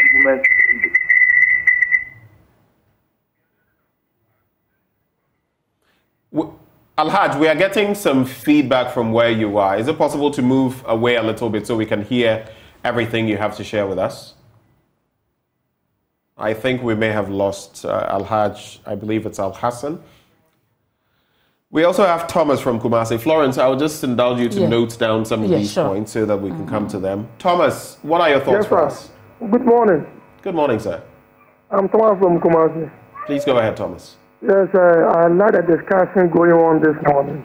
And I thank our sister for sharing her views with us. But she said something, that when the gutters flow with rubbish. Those around, they shouldn't take it off. They have to see KMA or AMA before they will... No, that's not what she said. She said if you were going to desilt, you would have to consult the AMA. And of course, even if you don't, the best thing is for you to. But if you don't pile, when you desilt, don't pile them at the edge of the road. They must be conveyed to a proper place. But they should help much, because in front of my shop, if these things are there and I can't pick it up, I have to consult before or after I do it. I mean, they should come. I mean, they are always around. They should come and help us to take those things away. I believe you understand my point. Okay. Thank you, Thomas, for sharing your thoughts. And the caller before me said something about this. Okay. You can go on, Thomas. He said that this thing that they use, they have to put it into their nose. Mm-hmm. Yeah, that thing is also cause mental problems to the youth and adults who are using it. So the FDA or something should also calm down those who are manufacturing them. Do you know the name of that thing? I don't know. What is it? Is it snuff or something? Snuff or something. Snuff. Okay, I just had to be sure that was what you're referring to. Thank you, Thomas. It's in a yellow container. It's in a yellow container, huh? Yeah, more for yellow containers. Right. Thank you very much. Of course, there are all these... You're welcome, bro. Thank you, Thomas. Yeah. There are all these kinds of snuff out there. Yeah. I've always said that it's because you don't even know what they've mixed in it. Yes. And you're just inhaling it into your body, and that could... But quickly, because we'll get other callers. What are your reactions to some of them? Yeah. Prosecuting the poor and the vulnerable rather than educating them. But you've spoken about education. Prosecution is our last bet. Okay. Before somebody will be taken to court, it means we have used all the avenues we are supposed to use. As I mentioned, first of all, we give you what we call an abatement notice to do away whatever nuisance you have caused or the offense. When you refuse, we give you a mandatory notice. Then when you still go ahead and refuse before we take you to court. So let me say, if we have carried out over 30,000 premises in the year, and then we've prosecuted just about 400 people, I don't think we have overbound our destiny. It means the little percentage of people are the people that have proved recalcitrant and they don't want to go about the laws. And every country has laws and regulations. So if you want to live in your own house and you don't want to follow the laws and regulations, the law must take its own course on you. It is not about the vulnerable. If I tell him the kind of people we've even taken to court, he will marvel, but I don't need to mention it here. So in other words, it's not the poor and vulnerable. Yes. Some of them are not in that category. Not in that and you're still taking them to court. And we're still taking them to court. Right. Yes. I think Al-Hajj, I don't know whether it's Al-Hassan, my apologies, Al-Hajj, I've forgotten, but I think it may have been Al-Hassan, also spoke about the Tamale area, but of course that is not within your purview. That's the Tamale Metropolitan Assembly that will have to deal with that. But do you find a similar situation in Accra? Yes, sometimes these car parks. Yes, that is it. These car parks, especially when you go to Agboleshi Market, that is where you can find some of these things. So this year, we are really going to work hard on them, and we are not going to allow them. As I'm saying, we have 3 boys in police custody, and tomorrow we'll be sending them to court due to some of these drug things. Yes. So how about, though, before we get our next caller, and by the way, 0302-211-691 or 2-0302-211-691 extension 2. There's also this bit, as you talk about the inconvenience of everything, Agbogbloshie, among other places. The market women will tell you that when we're in the market, people will not see us. So they come onto the pavement where people should be walking. Are you going to be able to do anything about that in 2024? Is there any plan? 2024, there's a plan. And thanks be to God. And the plan is? Yes. Thanks be to God, by the close of first quarter, AMA will be getting our own sanitation court. And when we get, it's because of transportation. That is why some of those things are still lying down. But when we get our court, comes first quarter of this year. You are getting your court? We are getting our own sanitation court in the AMA premises. Yes. Okay. Yes. So in that manner, we will just take a fan. We will work continuously for 2 months. And I'm going to tell you that continuously from 2 months, we are not going to see those people there. Because we pick them, we bring them to the office, we take them to court, they go and find maybe 300 cedis, 250 cedis, they come back and they go back again. But when we start with our own court and we bring you, you are fined. We bring you, you are fined. A time will come, you will not be fined. You will be asked to do a different thing altogether. Which will be what? Maybe you will be convicted. If you go there maybe 1 month and come back. When somebody, you say there, you're talking of it's still basically punishment in cells or in prison. When persuasion fails, force must be applied because we have educated them. We've called a lot of meetings with the Queen Mothers, and even those outside are still also having leaders among them. We have done all this training. We talk to them. They put a lot of waste into the drain, and that is where a lot of rats multiply at that place. When you remove the slab they put on the drain and you see the kind of rat or rodents that are at that place, is an eyesore. Some of them are as big as cats. I'm telling you. And then these rodents or rats are a causative organism of some diseases. Okay, so hold right there for me. We have Sammy from Accra. Good morning, Sam. Benjamin. Yes, Sam, How good morning. Are you? I am well, please. I hope you are too. It's been a while. This is Kosami from Nima. Kosami, good to hear from you. What are your thoughts? Happy New Year. Same to you, sir. And happy Constitution Day too. Thank you. Talking about sanitation, I differ with what the lady there is saying. I have not seen any, sanitation plan put together. A green book that's been put together by the government authorities to deal with sanitation.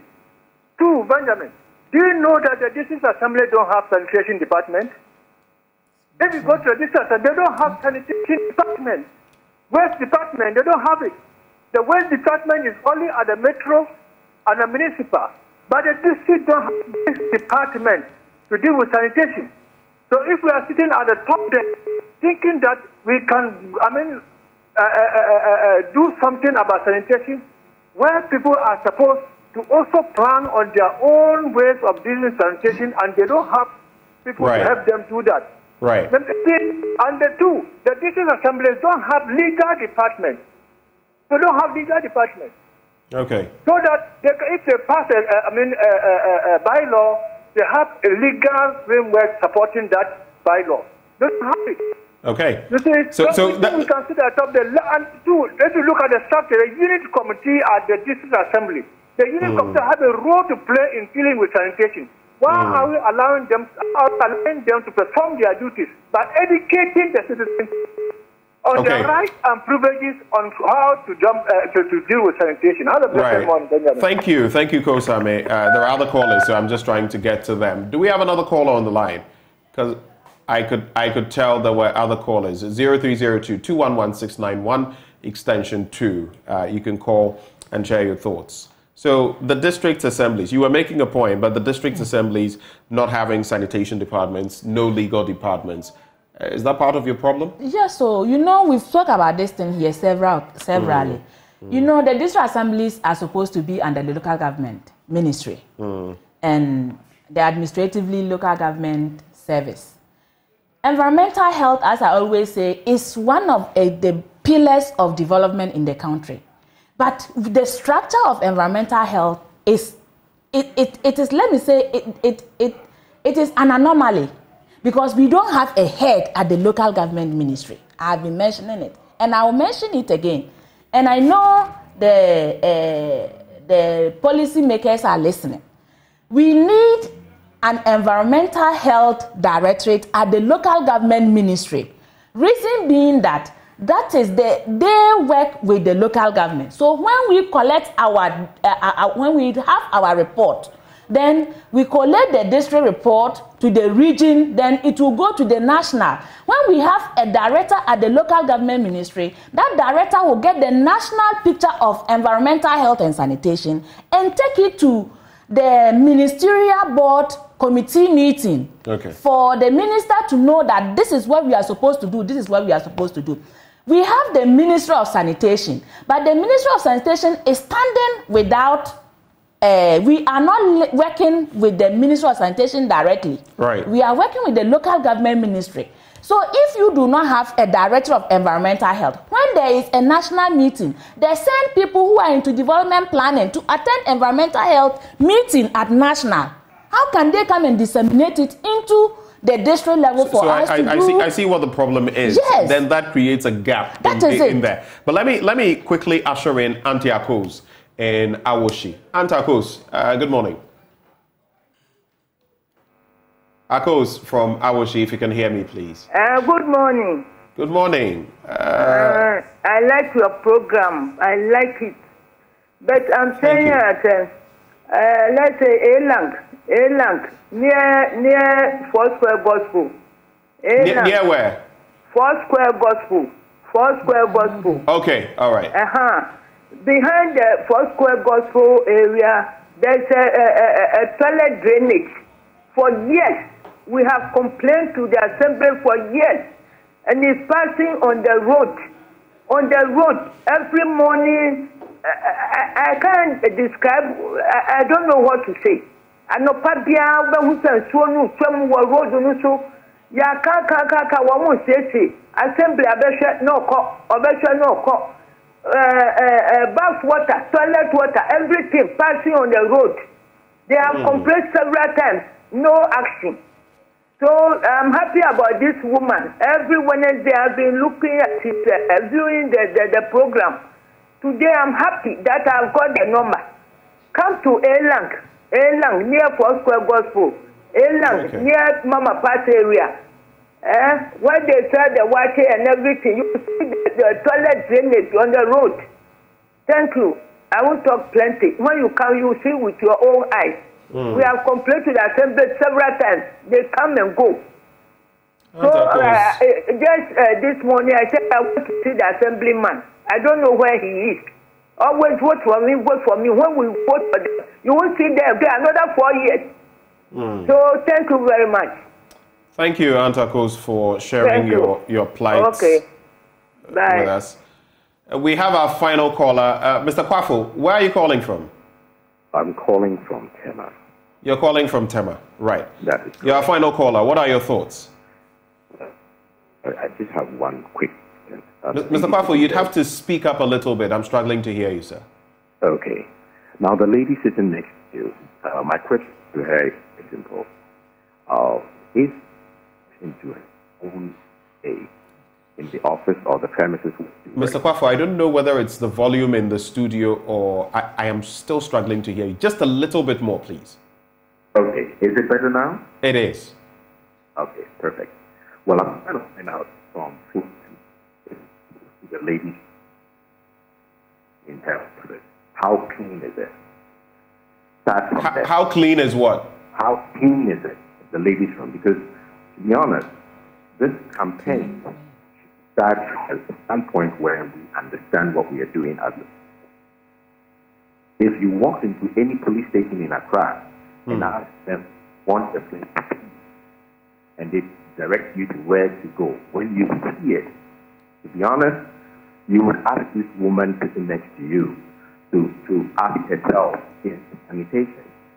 So we start from there. If we start from there and you bring someone to come and arrest me for doing something I'm not supposed to do, then you have a case. Okay, so the first point you were making, let's say you see someone committing an offense in this regard and you take the person to the police station, what they will tell you. Is that what you were saying?